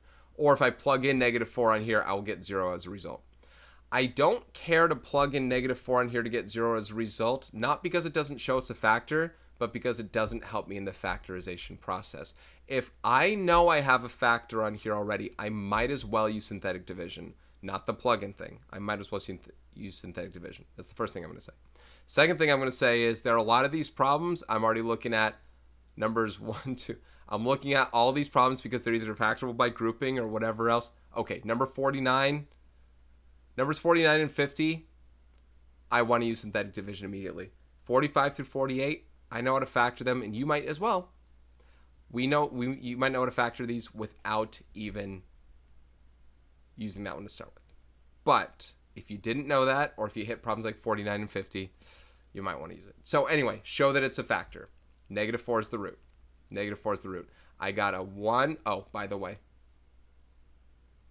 Should I do it now? Yes. GCF. GCF. Okay. I got a 1x squared right here, negative 1x, and negative 20. Remember, do not forget that x is a factor here. I may be ignoring it for the division. I am not ignoring it for the factorization of my polynomial. Anyway, 1 times negative 4, add those, and times negative 4 is 20. I get a 0 remainder. That shows that it's a factorization, and x minus 5 remains. Now keep in mind the following. X is a factor. X plus 4 was one of your factors. That's what we just divided out. And x minus 5 is the other one. This is the full factorization of this. Now, how could have I factored this on my own to begin with? Well, you factored the x out, and this is a quadratic. I need two numbers that multiply to negative 20 and add to negative 1. What did I just say? Multiply to negative 20 and add to negative 1. That's negative 5 and positive 4. Boom, we did it. I didn't even need to know that x plus 4 was one of them. So it's possible to do some of these here, but we're following the instructions on show it's it, then factor completely. Because I'm going to use synthetic division to show it, to break it down more, it helps. Number 46. F of x equals x cubed minus 5x squared minus 9x plus 45. Show that x minus 5 is a factor, then factor completely. The reason why I said I can do this one without needing to do all that is because this one's factorable by grouping. I won't do it. I just wanted to let you know it is. If you want to practice, go ahead. Anyway, 5 is the root for which we're going to do this test to show that it is factorable, or that it is a factor. We need a 0 remainder, so we better get a 0 remainder. If we don't get a 0 remainder, something went wrong. Okay, so we got a 0 remainder. There's our check showing it's a factor. What I now have for my f of x is x minus 5 factored out, and inside I still have, is this x minus 9? No, this is x squared plus 0x minus 9. It is x squared minus 9. They did say factor completely from here, so this would have been what we got after factoring by grouping. Okay? Or something like that, right? They're different versions. Now, x squared minus 9 is a difference of two squares. So that factors to x minus 3 times x plus 3. That's the complete factorization of it. Remember, this was a cubic. Well, actually, that shows it's a cubic, but remember, you can get down to as many as 3 factors from a cubic. All right, number 47. Number 47 is also factorable by grouping, but we'll leave it.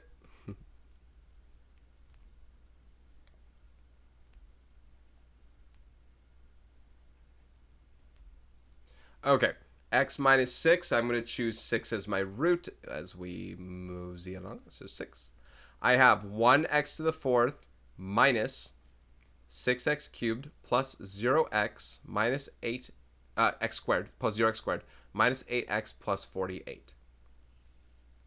Let's show the 0 remainder, shall we? That's fun. There we go.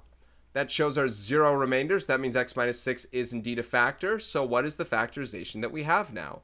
Well, our f of x factored out x minus 6 and remained x to what power is that? This is our constant, linear, quadratic, cubic. X cubed minus 8. Are we done? Well, this is a difference of 2 cubes. This is a difference of 2 cubes. This is a cubed minus b cubed. So this factors into x minus 6 times x cubed minus 2 cubed, x minus 2, a minus b times a squared plus ab plus b squared. And no, x squared plus 2x plus 4 cannot factor further. So they're really getting you a lot of practice on some of the special case things that we have. Not just difference of 2 squares, but also sum and difference of 2 cubes. Like I said, these could factor by grouping if you truly wanted to do it. You know, they're not stopping you from the way you do that stuff. So if you do want to factor by grouping, by all means, go ahead. I'm just practicing the other stuff there. In fact, let's do this for this one. Let's adhere to the instructions. They say show it's a factor and then factor completely.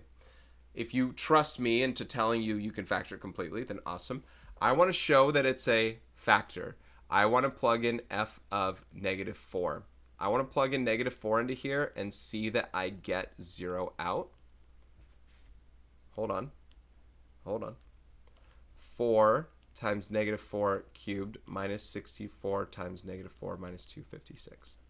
So that is positive 256. Negative 4 cubed is negative 64 times 4 is negative 256. That cancels. And this is plus 256 minus 256. Very weird. All right, and that equals 0. So that shows that x plus 4 is a factor. Remember, though, what I said about plugging it in. Plugging it in doesn't get you what the remaining factorization is after you factored out x plus 4. So that didn't help me with my factorization. It just showed me it was a factor. So, Mr. Robinson, why'd you do it that way? Because I just wanted to show you that you can still factor this completely if you wanted to, with or without synthetic division. I can still factor this one by grouping. I want to do one more factoring by grouping here at least, because I don't know if it's going to pop up anymore after this. So remember, there's this. We are going to factor by grouping by pairing off these guys and these guys. And then we get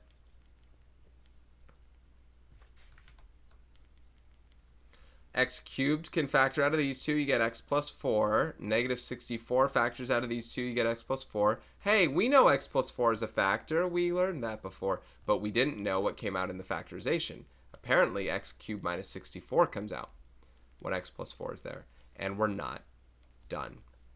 X cubed minus 64 is a difference of two cubes. That is x cubed minus 4 cubed. Okay? So, f of x equals a minus b times a squared plus ab plus b squared. And then there's also this x plus 4 here as well. What order do you write it in? It doesn't matter. You can keep it like this. Sometimes I do this thing where I'll front all the binomials and put the trinomial at the end, stuff like that. This still works. It still works. And that was a different way that I went about that problem. Just going like, I have confidence I can factor by grouping for this, so I'm just going to show that it can. I just want to give you all the ins and outs of what you can do and how these things work. I followed the instructions. All right, numbers 49 and 50 are a little different story, though. These are not factorable by grouping. This is just me knowing things. These are not factorable by grouping. And pretty much the only way that you can really get anything out of this is by doing the division. Showing that it's a factor, we can use synthetic division for a test to see if we get a zero remainder. We should, because it says show that it's a factor. But that's how we're going to also break this thing down. And it says factor completely after that. So we need to use negative 7 as our root. I got a 1, a 0, a negative 37, and 84 as my coefficients in descending order of degree. We are going to use synthetic division on this guy. And we get the zero remainder that we were looking for, right? So we show that it is indeed a factor. Now we have to factor completely. So x plus 7 is among our factors. We just factored it out. And now we have x squared minus 7x plus 12 is the other guy. Can this factor more? Yes. It's a quadratic trinomial. Two numbers that multiply to 12 and add to negative 7 are negative 3 and negative 4. So this factors x plus 7, x minus 3 times x minus 4. There's number 49. And number 50 is also not factorable by grouping, so if you wanted to plan on using that, you can't.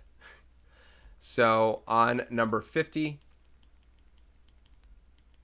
we will once again use synthetic division on this to break it down into something that we can try and factor afterward, that quadratic. But x plus 2 is that thing we're going to factor out by using synthetic division on it. We divide. You can use long division. I wouldn't bother. If you don't know synthetic division, okay, use long. Hopefully you're learning synthetic division. It's significantly quicker that you can work off of. You know what I mean? Okay, I got the zero remainder, so x plus 2 is indeed a factor. So f of x factors into x plus 2 times this guy, x squared minus 3x minus 18. Hopefully this can well, not hopefully, but you've come this far, you might as well. So it does factor. That other one factors into x minus 6 times x plus 3. And there's your final result on number 50.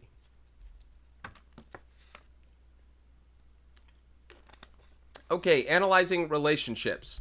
In exercises 51 to 54, match the function with the correct graph, explain your reasoning. Okay, I'm going to kind of put this all like that. And I guess this is going to the next portion of what we're talking about here. When it comes to these, we're trying to find our zeros. We have factored form of these polynomials. This is x minus 2 times x minus 3 times x plus 1. If these are the factors of our polynomial, we understand that our x-intercepts, our zeros, are going to be 2, 3, and negative 1.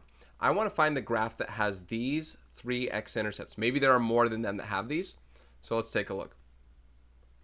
Oh, these are scaled by 2's. Okay, so 2, 3, and negative 1. 2's. This is, I think, 1 and 2. I think it's this one. This one looks like, I'm going to kind of project what some of the answers would be or whatever. This looks like negative 3, negative 2, and 1. That's opposite of what I'm looking for. This looks like negative 2, 0, 1, and 2. That also means 4 factors.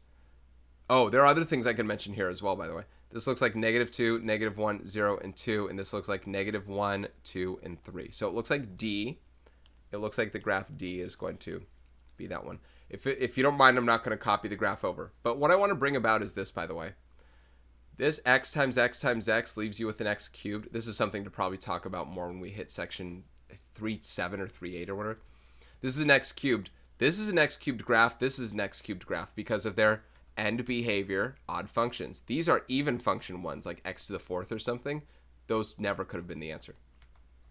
Anyway, number 52. When I look at number 52, I'm seeing a version of, the other thing I was talking about, where this time I have 4 x's multiplied. That would be an x to the 4th, which means it would be an even function, which means this answer is either B or C. Now, you'll notice that as well when you end up coming up with the x-intercepts. These zeros are x equals 0. Don't forget that one. Negative 2, negative 1, and 2. Negative 2, negative 1, 0, and 2 was this one, C. Negative 2, negative 1, 0, and 2. This is graph C. Let's cross them out as we go along. So we got D and C. Now I can tell you what these ones are just based off their nature. This is a cubic function. That's a quartic function. So cubic is going to be A. Number 54, quartic is going to be B. But let's pull it out based off the intercepts. I'm just giving you the heads up on what you want to know, how you can understand these things. It's not like, spoiler alert, Mr. Robinson, I didn't want you to just tell me. Too bad. Sorry, that's x minus 1. X minus 1. Okay. So this one has x-intercepts, or zeros, of negative 2, negative 3, and 1. And that will be A, negative 3, negative 2, 1. So A is off the table. And it's just left with one more. Once again, spoiler alert, this answer must be B. Number 54. You know what didn't help was doing a test of leading coefficients or something like that. We didn't get any indication of, oh, this one's negative, so we know it's going to face down. They just want you to practice the zeros. So x minus 2, x minus 1, and x plus 2, our x-intercepts here. Don't ignore this one. This is an x-intercept of 0, 2, and 1, and negative 2. So that would be B, negative 2, 0, 1, 2. That's B. It's gonna be B. There's number 54. Okay. Number 55. 55. Modeling with mathematics. The volume in cubic inches of a shipping box is modeled by V equals 2x cubed minus 19x squared plus 39x, where x is the length in inches. 55. V equals 2x. Okay. Determine the values of x for which the model makes sense. Explain your reasoning. Okay, well, start with the concept of positive versus okay, start with domain aspects, okay? X is the length in inches of some of the items with us here. I imagine x can't be negative.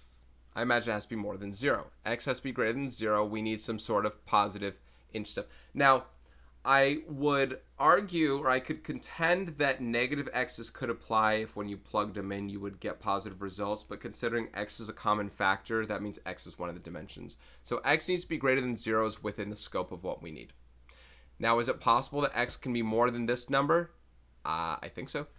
Because what we need to see next is we need positive regions. We need x to be greater than 0, and we need v to be greater than 0. So we need regions that are between here and here, right? I think these are appropriate volumes. And I think these are appropriate volumes. Now, when I said x needs to be greater than 0 and v needs to be greater than 0, I guess these are negative volumes as well. But I need these ones and these ones. But I need to determine these values now. So I need to make sure those are the case. But now we need to look at the graph. We need to make sure that some of these things pan out the way that we want them to. For instance, x equals 0 is one of my factors. How do I know that? Well, not only does it look like it's one of them, but x is a GCF here. So v equals x times 2x squared minus 19x plus 39.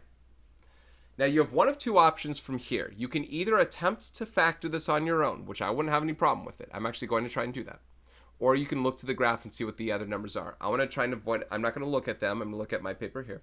But I want to go ahead and try and factor it myself and confirm that the values that I got were the factorization of it. And then I'll show you that other version of what you can do.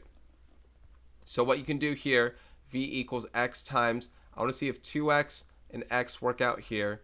I need two numbers that multiply to 39 and add to negative 19. They'll both be negative. 13 times 3 is 39, so I need to make 19 out of that. If 13 goes there, it's too big. If 3 goes here, it looks like it would work out. I think that's going to work out right there. So as far as zero product property goes, remember this is where x equals 0. If 2x minus 13 equals 0, then 2x equals 13 and x equals 13 halves. That's 6.5. And if x minus 3 equals 0, then x equals 3. So these are the three different values. Now I'm going to look at the graph to not only confirm that these are what they are, but I'm also going to go back to the graph and show you how we can get those values outside of what we have. And then we need to look at the graph to answer the question. So remember, 0 was one of the ones we picked out. Now, I probably wouldn't use 0 in synthetic division. Pulling out x as a factor like that was just fine. It was a common factor. You can use 0 in synthetic division, but you can see it's a waste of time. You can try it. You'll see it's a waste of you'll get to where we are right now. Now, with the 2x squared minus 19x plus 39, you can try and use this 3. What looks like 3 is an intercept, and apparently it was. What looks like 3 is an intercept or a root, a 0, as your synthetic division on 2x squared minus 19x plus 39. 2x squared minus 19x plus 39. Remember, I'm redoing the problem, not having factored this yet. 2 goes there. You got 6 and negative 13 and negative 39 and 0.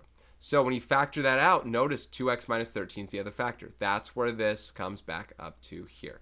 And by the way, remember, x minus 3 is the factor that goes here. I pointed in the wrong spot for this other guy. Hold on. X minus 3 is the factor that goes there based on that root. 2x minus 13 is the value that goes here based on, oh, whoops, I'm pointing at the wrong thing again.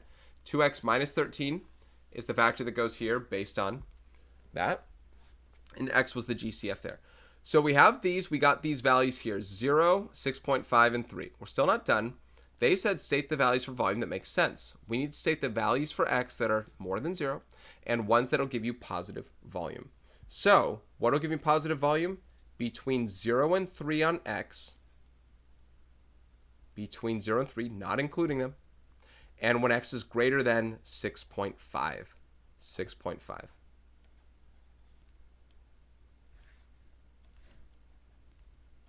These are in inches or whatever, but 6.5 inches and inches. Why does this make sense? These are, they said explain your reasoning. I'm not going to explain the math I just did. I'm just going to explain these are the values that yield positive volume. Okay. So those are the only ones that we're looking for. And the x's are positive too. Okay. Number 56. Also modeling with mathematics. The volume in cubic inches of a rectangular bird cage can be modeled by this volume where x is the length determined. It's a lot like the previous question on 55, so we're going to try and find where the volume makes sense. Once again, what I'm looking for is basically positive volume on here. So I need to find out what these x values are here and here. I'm going to say between these two I get positive volume, and greater than this number I get positive volume. So with all of those said, let's use those and try and come up with what we want. So I'm not going to try and do like I can do it this way or that way or whatever. I think it's time that I just do it in one fashion. I think once I find one of my factors, I'm going to see if I can factor the rest of it afterward, even if I know the other one on synthetic division. Now, given what I'm looking at here, these are scaled by 1, so it looks like x equals 1 appears to be one of the values I can use. I could also use 3, but 1 is a better number to me. X equals 1 appears to be a 0. So I'm going to test that and see if it is. Let's use synthetic division on this thing. By the way, no common factors here. If x equals 1 is one of them, then you'll have 3x cubed minus 17x squared plus 29x minus 15. Let's work it out and see what we got. 3 times, again, times 1 is not going to change this number. That's why I wanted to use this one.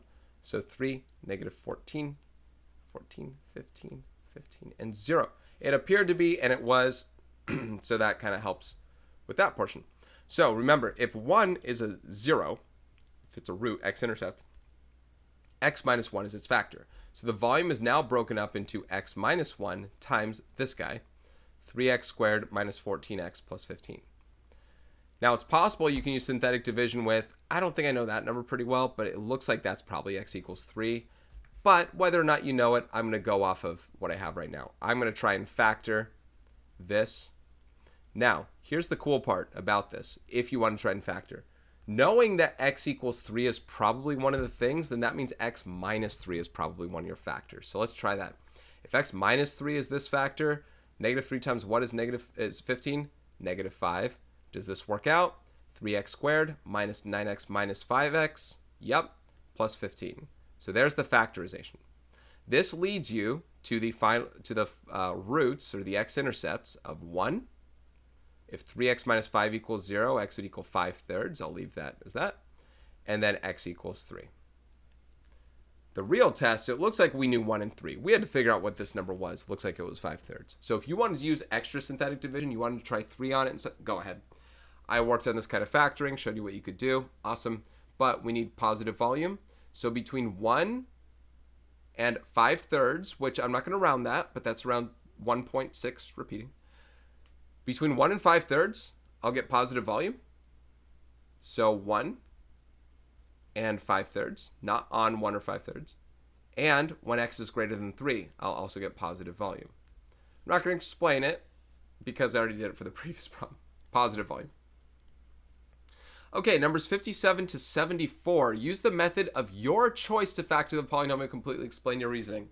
I'm blessed with being able to do whatever I want. I'm always going to do the easiest one to me. Fantastic. Number 57. A to the 6th plus a to the 5th minus 30, a to the 4th. Remember, it still needs to be complete, so the first thing you always look for is greatest common factor. A to the 4th is here. I got a squared plus a minus 30. Negative 30 is 6 times negative 5, and 6 minus 5 is a 1. So this factors into a plus 6 times a minus 5, and that's it, and I'm done. Number 58. 8m cubed minus 343. I have no common factor. I do have perfect cubes. If you didn't, there's nothing else you could factor. You'd be done. Problem is, nothing else to do. 8m cubed is 2m quantity cubed. That's what we're cubing here. And here we're cubing 7. So here, see if you got what this is. A minus b times a squared, okay, plus ab, take a look at that, plus b squared. There's your difference of 2 cubes factorization for those guys. Number 59.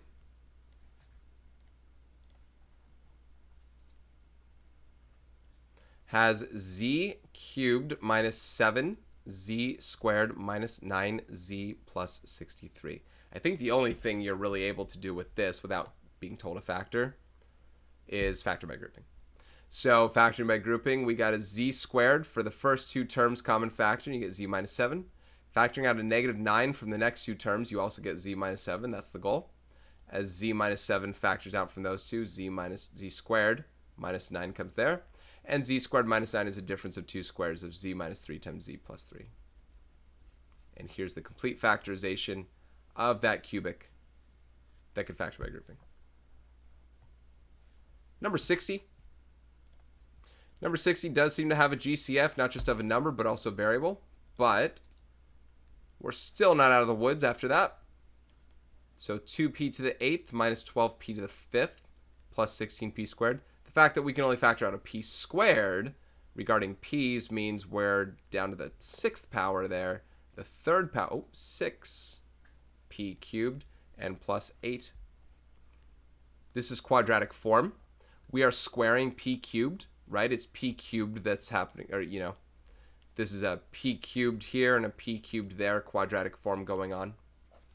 Whether you do use substitution, whatever's up to you. And negative 4 times negative 2 is 8. Negative 4 minus 2 is negative 6. P cubed minus 4, p cubed minus 2 could have been differences of two cubes. Neither 4 nor 2 are perfect cubes, so we're going to leave it. That's our final answer. Number 61. 64r cubed plus 729. I don't think those have GCFs. They are perfect cubes, but I don't think there's a GCF there. 64 is 4 cubed. So 4r being cubed there, and this is 9 cubed. Okay? So sum of two cubes is going to be a plus b times a squared minus ab. 4 times 9 is 36, so 36r plus b squared of 81. And I know we can look at this thing and say, oh man, this thing must be factorable. It's not. It's just not factorable. You're just wasting time trying. So you're all good, leaving it there. Number 62. Got 5x to the 5th minus 10x to the 4th minus 40x cubed. Looks like a lot of GCF biz can happen here, which is helpful. All right, 5x to the 3rd can factor out of here. We got x squared minus 2x minus 8. Didn't we already see that? Minus 4 plus 2? Maybe. 5x cubed and x minus 4 times x plus 2. We good. GCFs rule all. They very much help us. Number 63, we got 16n to the 4th minus 1.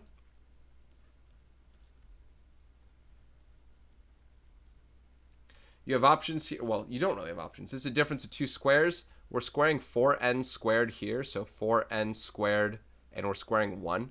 So 4n squared minus 1 times 4n squared plus 1 is what's going on there, right? It's our a squared minus b squared. And 4n squared minus 1 has its own a squared minus b squared. Here we're squaring 2n squared minus 1 squared, so this can factor into 2n minus 1 times 2n plus 1. Sum of two squareds, no dice, leave it as is. We are factored and set. Hopefully a lot of your IM2 stuff is resonating from before, or hopefully you already are taught very well on factoring with this stuff, or hopefully through this video you've gone back and said, yeah, this is strong, I understand it. Or I understand it when you do it, Mr. Robinson, at least at that whip fast speed. I'm going to try and slow down a little bit myself and give it a shot. Wherever you are pace-wise, work on it. Oh, good. We have this kind of problem. I didn't know if we were going to have it, but we do. It's a factor by grouping. But keep in mind what we're doing. We're pairing off these two, right? Okay. We can factor out a 3k squared from here. You'll be left with 3k minus 8. Remember, what do I do with this 3k minus 8 here? Okay, that looks kind of weird. What the heck, right? What the heck? What do I do? Factor out a 1. It sounds weird. Factor out a 1. 1 times 3k minus 8, right? We need to see the pairing for 3k minus 8. Get that pulled out, 3k minus 8. We need to see this as 3k squared plus 1. This needs to FOIL out to become, if I FOIL this out, I would get this back, right? That's the goal. I need to get the factorization of this. So factor out a 1. That's the golden part. They're trying to trick you with it, right? They saved it for then. I didn't know it was going to come up. Okay. Number 65.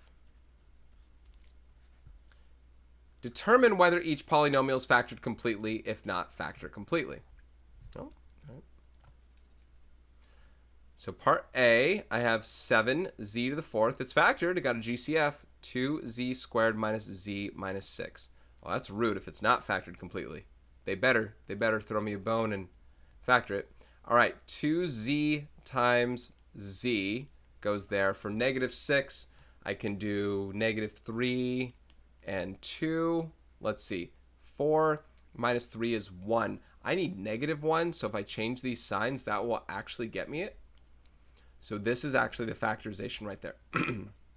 2z squared minus 4z plus 3z is -z minus 6. There's the factorization. It's okay, part A. Part B. I have 2 minus n. I have something to say on that. Oh, I still have more to say. N squared plus 6n and 3n minus 11. All right. I can factor an n out of these two. Okay, this can't factor. I can factor an n out of these two. But I can also factor a -1 out of this. Now, remember, in standard form, this would be -n plus 2. You want to factor that negative out. We talked so much about doing in factoring by grouping. Factor the -1 out of there. So now this becomes an n minus 2 properly.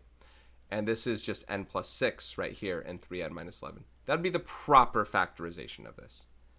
Even if the n couldn't factor out, I definitely want to factor a negative out of there. Have these all lead with n's, please. Part C. 3 times 4y minus 5 times 9y squared minus 6y minus 4. I thought this was almost a difference of 2 cubes thing. Definitely not that, but that doesn't mean this can factor. I'm guessing this can't. This in and of itself kind of reminds me of an ace. Well, actually, let's try it. I don't think it can. Either 3y and 3y.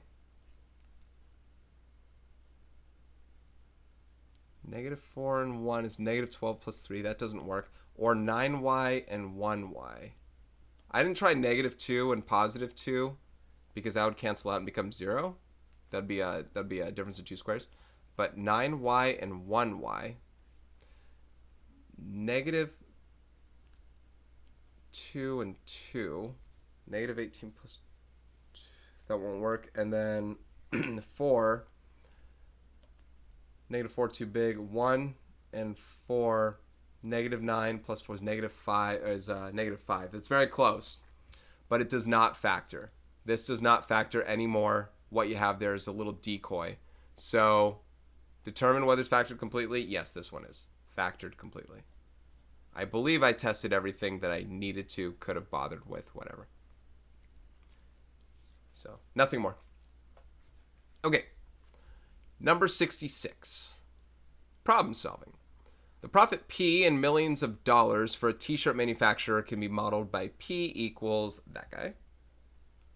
Oops, not 66. P equals -x cubed plus 4x squared plus x. I see a common factor. Where x is the number in millions of t-shirts produced. Currently, the company produces 4 million t-shirts and makes a profit of $4 million. What lesser number of t-shirts could the company produce and still make the same profit? Ooh. I need to... Okay. The profit is in millions of dollars. They're talking about having a profit of 4. Profit of $4 million. They're saying what lesser number of t-shirts can you have that same profit? So let's set 4 equal to P and solve for the other x's that exist. Now, they did mention, although you can factor by grouping, they did mention that 4 million t-shirts, meaning x equals 4, is a factor. So if we wanted to use that factorization on that, we could. I want to set everything equal to 0, by the way. Well, yeah, I want to set everything equal to 0 to solve this thing best. So let's add, subtract, subtract. We'll get x cubed minus 4x squared minus x plus 4 equals 0. Now, as far as this one setting equal to 0, we can solve using zero product property if we can factor it. Like I said, this can factor by grouping.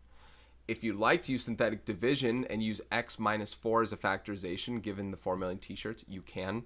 I'm going to do factor by grouping and show that x minus 4 is one of your factors right now.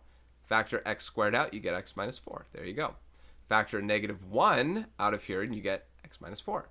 So there is a factorization of x minus 4 on this thing, as you can tell.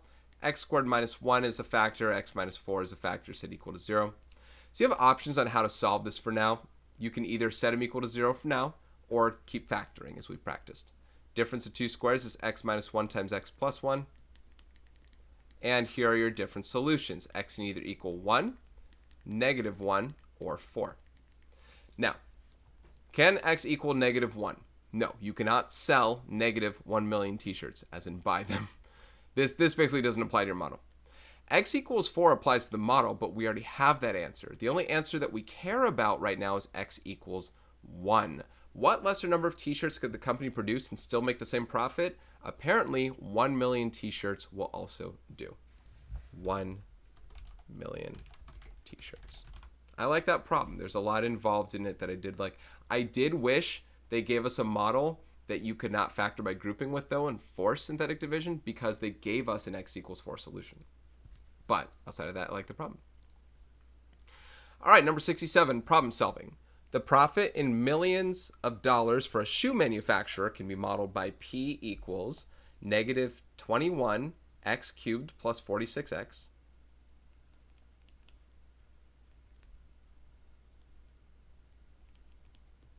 Where x is the number in millions of shoes produced. The company now produces 1 million shoes and makes a profit of 25 million, but it would like to cut back production. What lesser number of shoes could the company produce and still make the same profit? So same kind of question as number 66. However, I think this one is the one, I can't factor this by grouping. I think this is one where we're forced to use synthetic division, which is nice. So first of all, I never boxed this answer here. 1 million. So P, we're trying to get a profit. We're talking about a profit of $25 million. Now, that's where 25 equals negative 21x cubed plus 46x. Remember, in terms of solving for x, it's setting equal to 0 to do the factorization to make this work that is actually going to pan out. So I want to make my x cubed term positive, add that 1 over, subtract the 46x over, and I have the plus 25. Set it equal to 0 and try and solve. Now, there's no common factor, and there's no factoring by grouping available for us. This is where you need to use the produces 1 million shoes. X equals 1 is a factor here. X equals 1 is an intercept. That means x minus 1 is a factor. If we factor out x minus 1, let's use synthetic division. Let's use synthetic division on the problem with 21x cubed, 0x squared, negative 46x, and 25. We better get a remainder of 0, otherwise something went wrong, right? 21, negative 25, and 0. Okay, so as a result of this, we can see that when you factor x minus 1 from here, then 21x squared plus 21x minus 25 is the other factor. So if x minus 1 equals 0, then x equals 1. If 21x squared plus 21x minus 25 equals 0, we got to find out those x's. So we got to factor this. If it can't factor, then we got to solve using quadratic formula or something like that. Now, there's no GCF, and this is actually a little bit different kinds of numbers. I don't know what to expect here. I don't know if it's factorable. I have no idea. This could be 7x times 3x, in which case we can try like 5 and 5, that kind of thing. So we can try like negative 5, positive 5. Let's see what this does. This gives us negative 35 plus 15. That's negative 20. So flipping that won't change anything there. I don't think 7 and 3 will work with 25 and well, I don't know if this is factorable.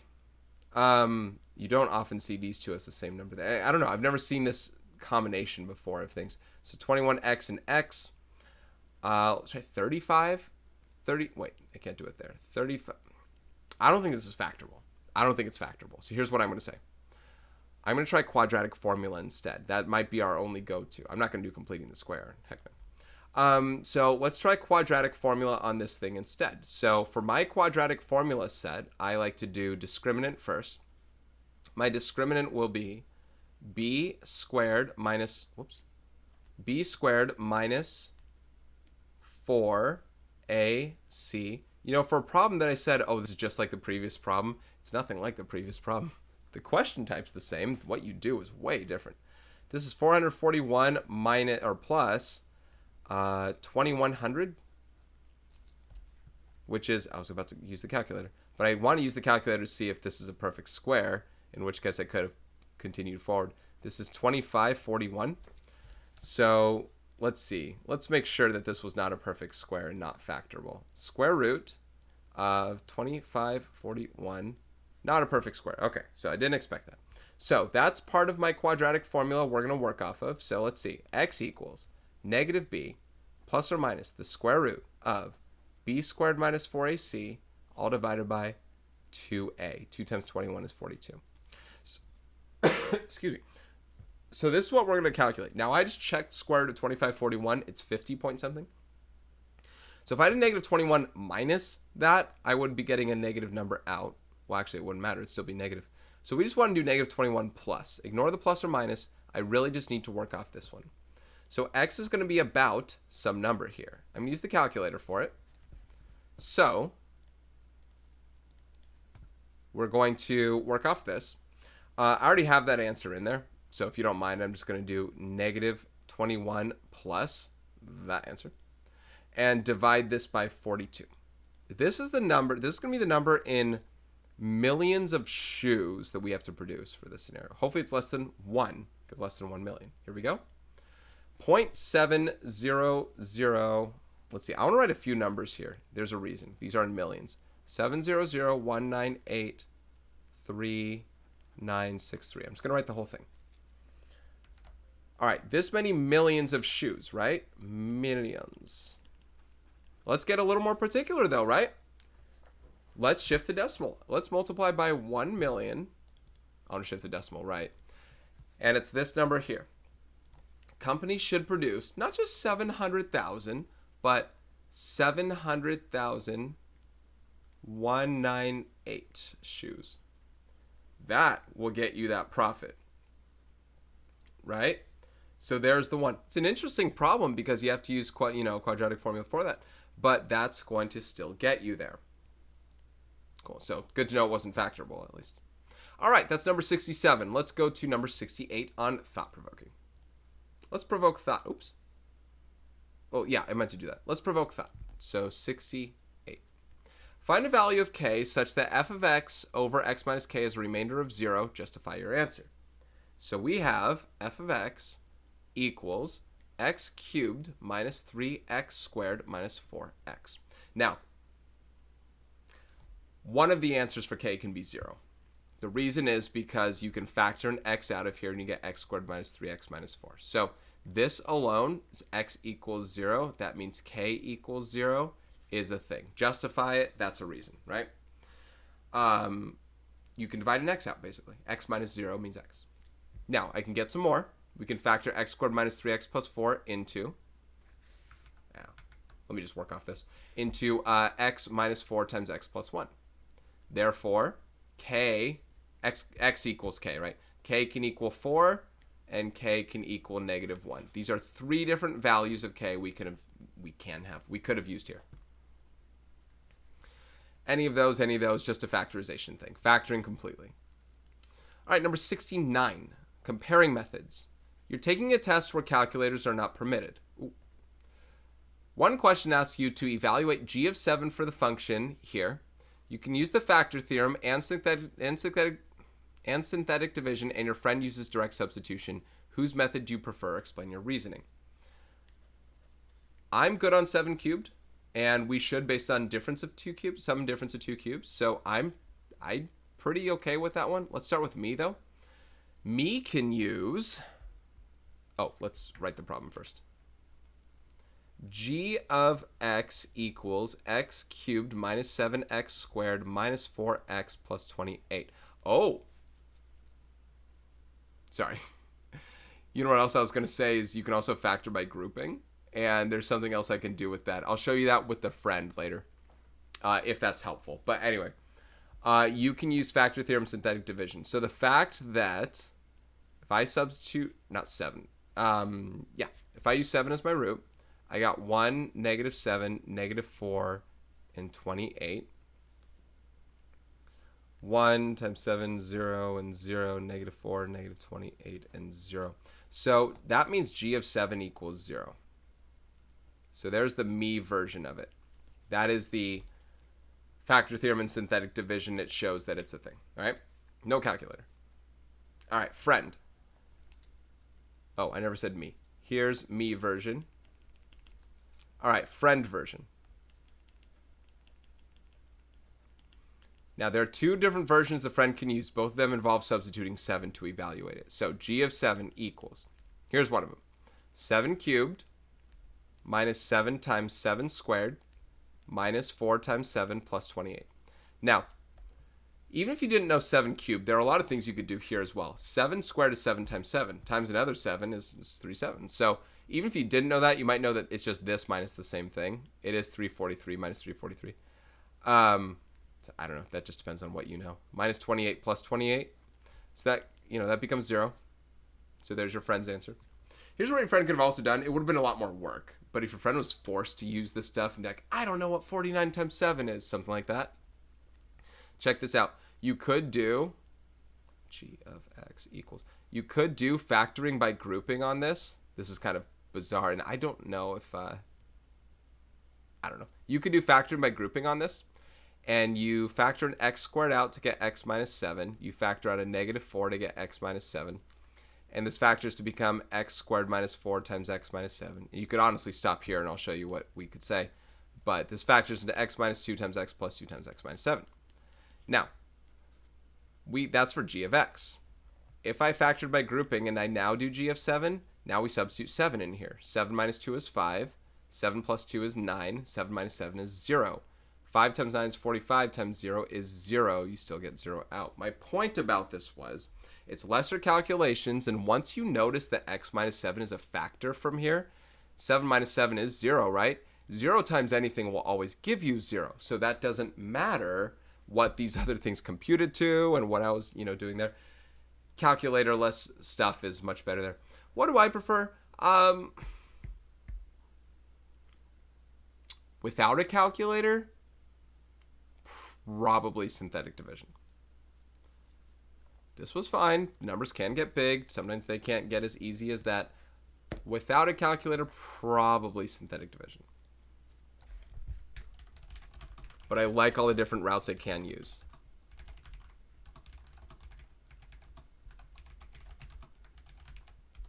Difficile. Okay, number 70, making an argument.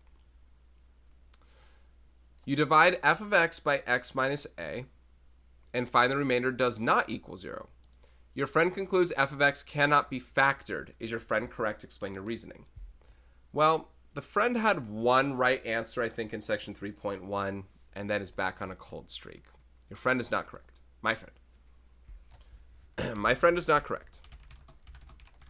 All right, let's read that again, or let's understand what they're saying. Your friend surmises that you get a non-zero remainder with x minus a, which, as we understand, that therefore means that x minus a would not be a factor of this. But your friend says it cannot be factored. Just because x minus a is not a factor doesn't mean there aren't other factors with it, right? Let's take a look at the factorization from previously. Let's see. X times x minus 4 times x plus 1. Okay, these are the three factors for this problem. This, and that. You know what's not a factor? Anything else. X plus 2, right? X plus 5, x minus 7. None of those are factors. Just because x minus a is a factor doesn't mean it can't be factored. And that's what I want to say. Just because x minus a isn't a factor doesn't mean that there can't exist any factors for fx.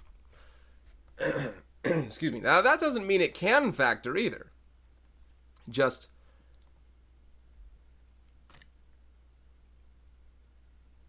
you can't just rule one out and say, therefore, I can't. Is all I wanted to say. I was going to try and say something clever, but if I said it incorrect, it would have just come off sounding stupid.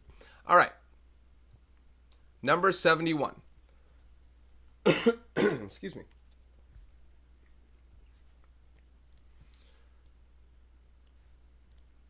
I was going to say, shoot, I forgot which way I was going to say it. Absence of evidence is not evidence of absence. Just because you don't have something that doesn't work doesn't mean nothing works. Anyway. Number 71, critical thinking. What is the value of k such that x minus 7 is a factor of h of x equals 2x cubed minus 13x squared minus kx plus 105? Justify your answer. This sounds a lot like a question we had in the previous section. I gotta clear my throat. H of x equals 2x cubed. And I'll tell you where it's different. It's not really different. It's just how they ask it different and how the question is actually the same. Excuse me. Okay. There was a question in the previous section that said, for what value of k gives you a remainder of 0? We're asking what value of k makes this thing a factor. Well, if this thing's a factor, we need a remainder of 0. So it's the same kind of question. So here's what we're going to do. Treat 7 as my root. Use synthetic division on this. Well, you have options. You have options. You can either use synthetic division or you can substitute 7. Because I've established that I think I prefer synthetic division on these kinds of problems, I'm going to use synthetic division.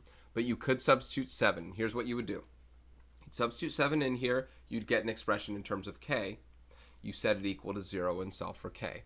I'm going to do the same thing here. I'm going to use 7 as my root. I'm going to do synthetic division. I'm going to call that negative k. I want to be very particular about that. I'm going to call this negative k as the coefficient. I'm going to get an expression for my remainder in terms of k, and I'm going to set that equal to 0 and solve for k. So same thing works either way.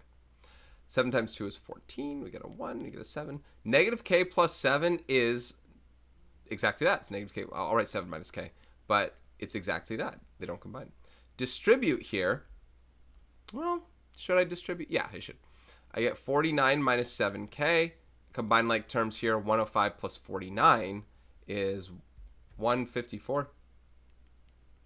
And that's minus 7k. All right, here's our remainder. We want to set that equal to 0. So 154 minus 7k equals 0. It's when that equals 0 that would let this thing be a root, that would let this thing be a factor.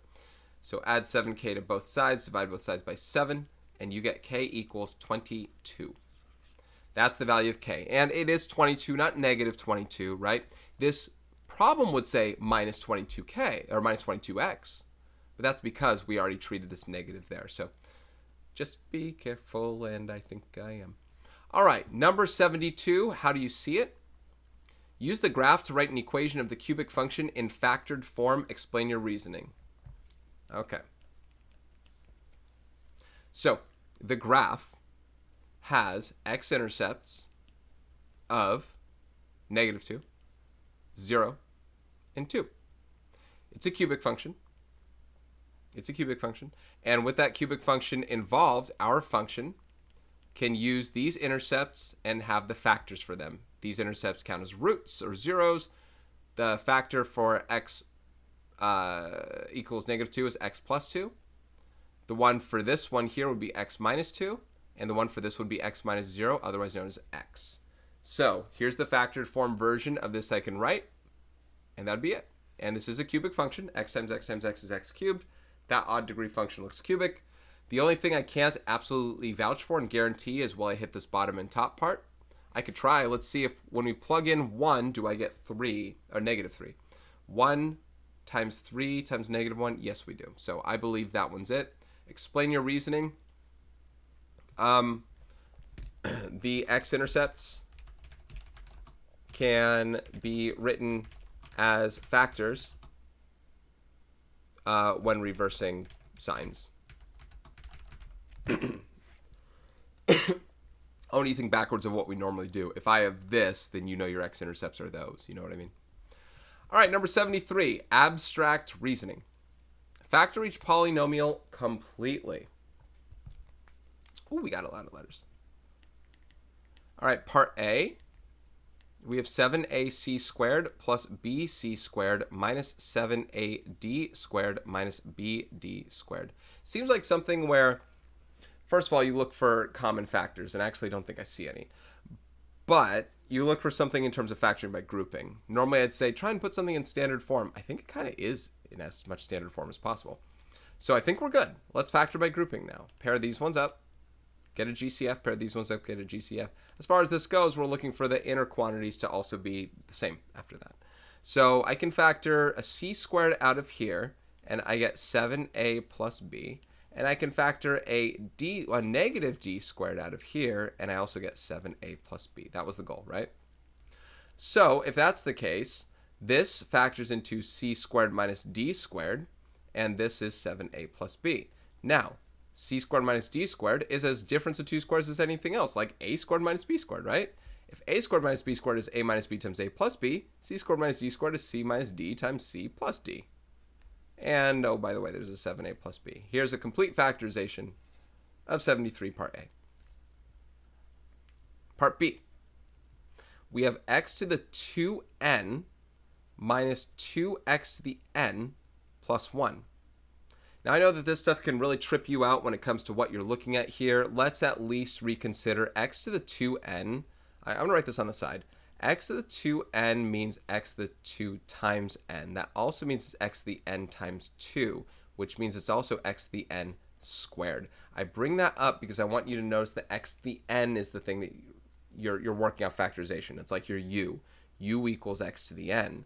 So when you factor this thing here, this can factor the x to the n, blah, blah, blah, and x to the n, blah, blah, blah. You find two numbers that multiply to 1 and add to -2. So that's -1 and -1. I probably should have noticed this was a perfect square trinomial, but that stuff got in the way. So this factors into x to the n minus 1 quantity squared, right? It's the same thing times itself. So x to the n minus 1 quantity squared is the full factorization. We haven't seen a lot of perfect square trinomials together. I think that was the first one. Okay, and part C. Whoa. Part C. Let me write this, please.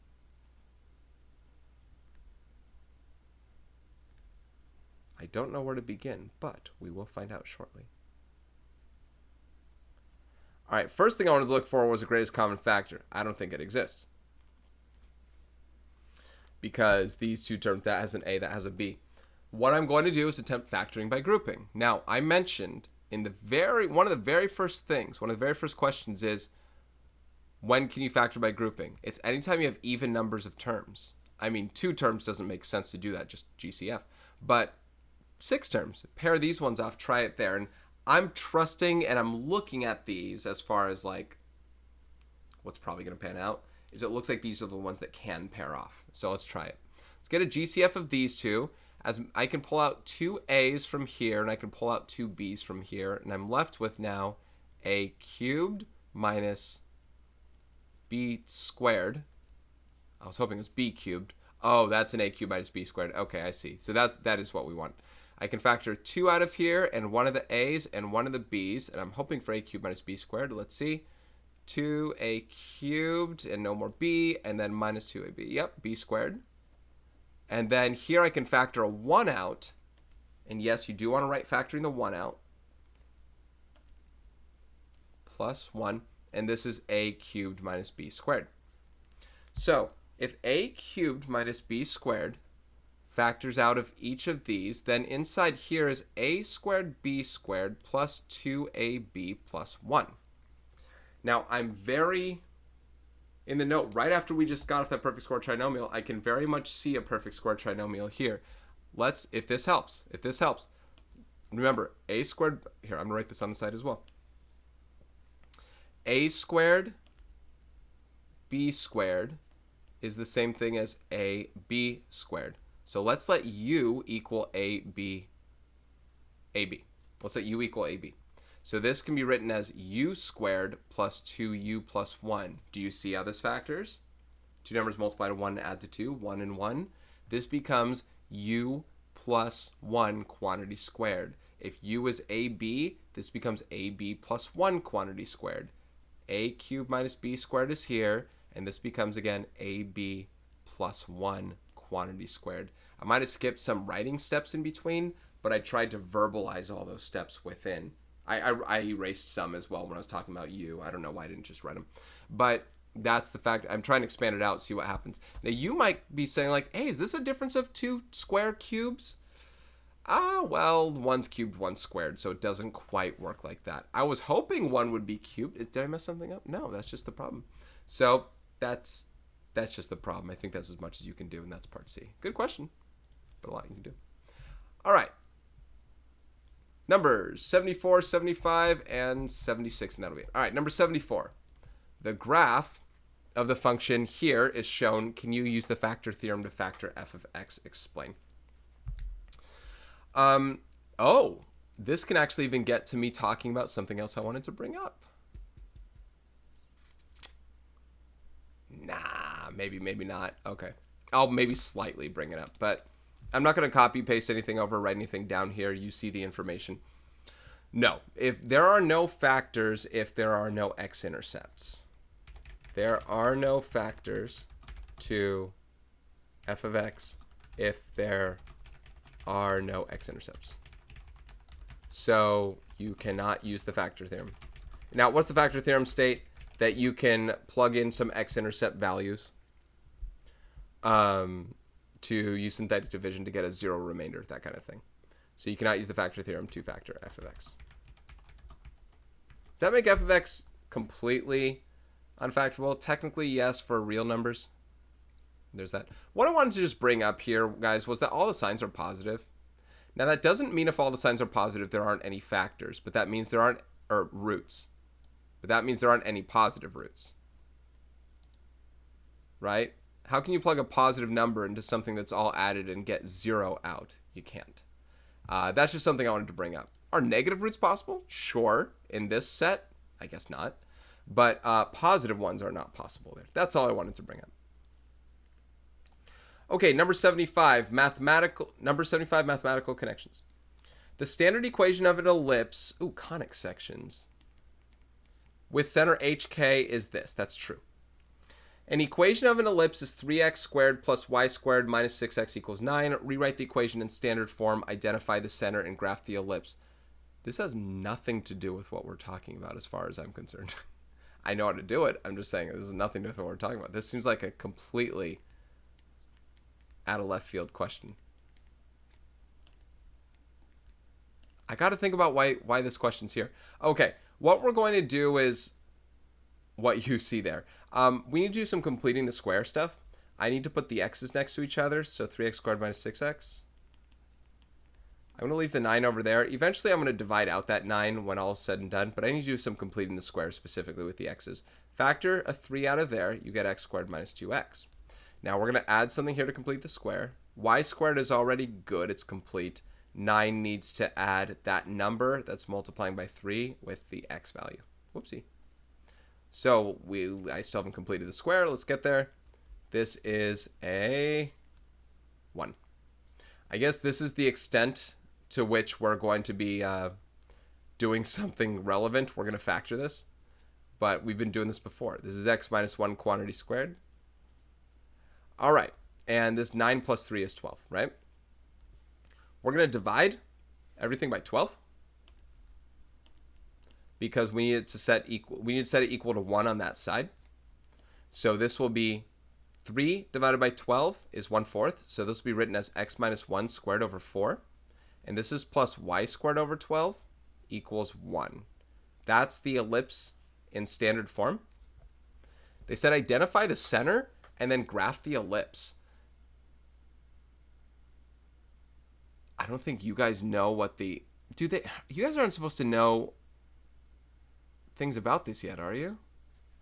I don't think you guys are supposed to know about major... Have you guys learned major and minor axes? Have you guys done conic sections? I don't know if you guys done a conic section. I don't know why this question is here. Anyway, I'll keep going. All right, so what did I say? Identify the center and graph the ellipse. The center is at 1, 0. Now, here's the things you won't know. The major axis is the y-axis. And it's... I forget what you call it. Not its radius. It's semi-major... Excuse me. The y-axis is the major axis, but it's semi-major axis value... It's semi-major, I think they call it axis, is the square root of 12. So we're going to use square root of 12 there, or 2 root 3, whatever. I'm going to use the decimal version. And that minor axis is x. And we're going to go square root of 4, or 2 units left and right that way. I know that doesn't necessarily mean much to you. I don't know who's paying attention at this point for this stuff, because I don't know who's going to sign a question. This is weird. This has nothing to do with what you guys are doing. All right, anyway, the center is at 1, 0 based off what we have for the HK stuff. So 1, 0. I'm going to go 2 units left and right on the minor axis. An ellipse is basically a skewed circle. Now, the square root of 12 is a little less than 3.5, so I'm going to go 3.5 up about, and 3.5 down. And I'm going to draw my best version of my ellipse, connect the dots that I can. Just kind of work that out. Boom. And boom. Conic sections. Yes, you guys have not yet learned conic sections, and yet they're expecting you to know everything about that. I get the completing the square bit. What I don't get is what it has to do with this section. We did one minor factorization right there, and we've been doing completing the square before, so I don't know what that has to do with it. All right. It's part A. Part B. Repeat part A using another equation. All right, so part B.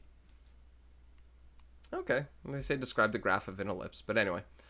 X squared plus 2y squared minus 4y equals 4. So, x squared plus, let's factor 2 out. We get y squared minus 2y. This is plus 1 inside here, right? And here with 4, we're going to add 2 times 1. So we're going to add 2. So we get x squared plus 2 times, this is y minus 1 quantity squared equals, for the 6. Divide everything by 6, you're going to get x squared over 6 plus, this is y minus 1 quantity squared over 3 equals 1. So there's this equation. The center this time is at 0, 1 instead of 1, 0. X this time is your major axis. And you got to take the square root of 6 to go left and right from the center on that. Y is your minor axis, go square root of 3 up and down. So this graph, with a center at 0, 1, what's the square root of 6 about? I don't know. It's around 2.5. It's a little less than 2.5 because 6.25. Let's see. I'm going to do it. Square root of 6, 2.44. Yeah, it's around 2.5. I'm going to go 2.5 left and right on the major axis. So there and there. The y-axis, square root of 3 units up and down. It's around 1.7. 1.7, I don't know. It's getting kind of close to 2, but it's smaller than the major axis, right? So there's that.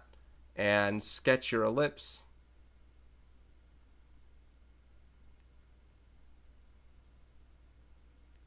Like so. Around that center. Okay. I still don't know what we're doing right now. Okay. Part C. Describe the graph of an ellipse. It's a circle. Or it's not a circle, but like it's a skewed circle. It's a circle with some skewing stuff. I'm not really sure how to best say this. What I'm trying to think about is what this has to do with the section that they want me to say.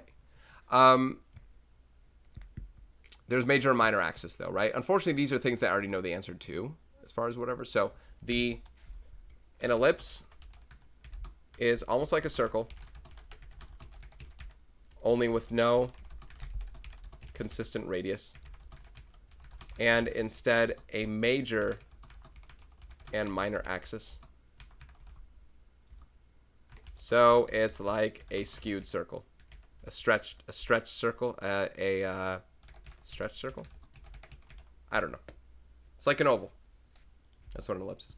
I don't really have much for you on that one because it's kind of, I don't know what that has to do with this section, guys. Furthermore, if you haven't learned ellipse stuff yet, I don't know if conic sections are part of IM3. That's a good question. I'm not sure. All right, guys, last question, number 76. Use the diagram to complete parts A through C. I might copy and paste that. I just might copy and paste that.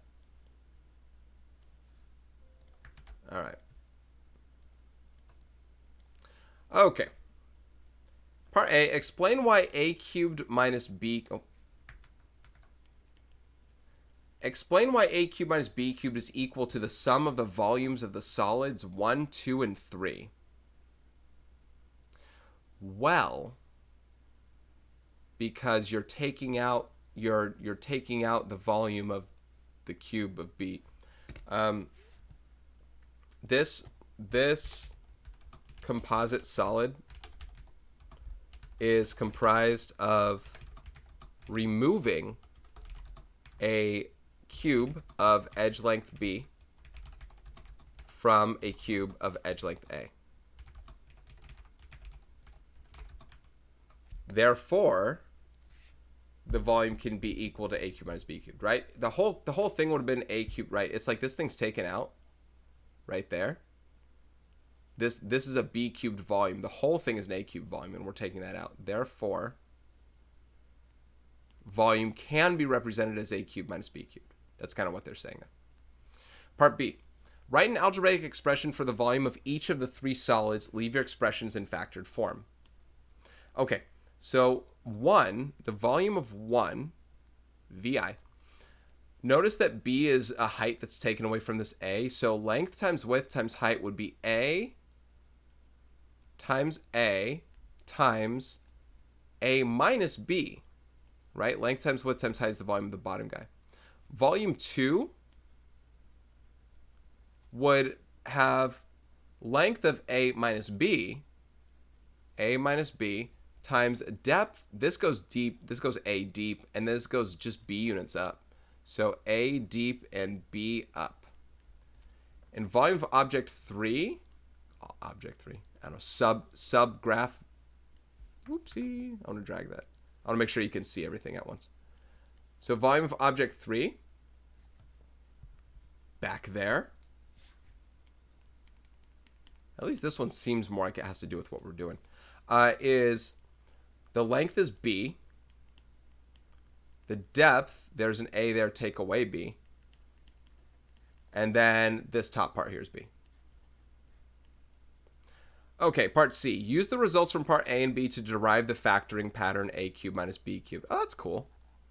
So it says use the results from part A and B. So what we're saying here, guys, is A cubed minus B cubed equals the sum of all three volumes. Volume 1, volume of object 2 plus volume of object 3. Let's play with that. Come play with us. So this A cubed minus B cubed, notice, take a look. Notice how A minus B is a common factor in all three of these. They said leave the other thing in factored form.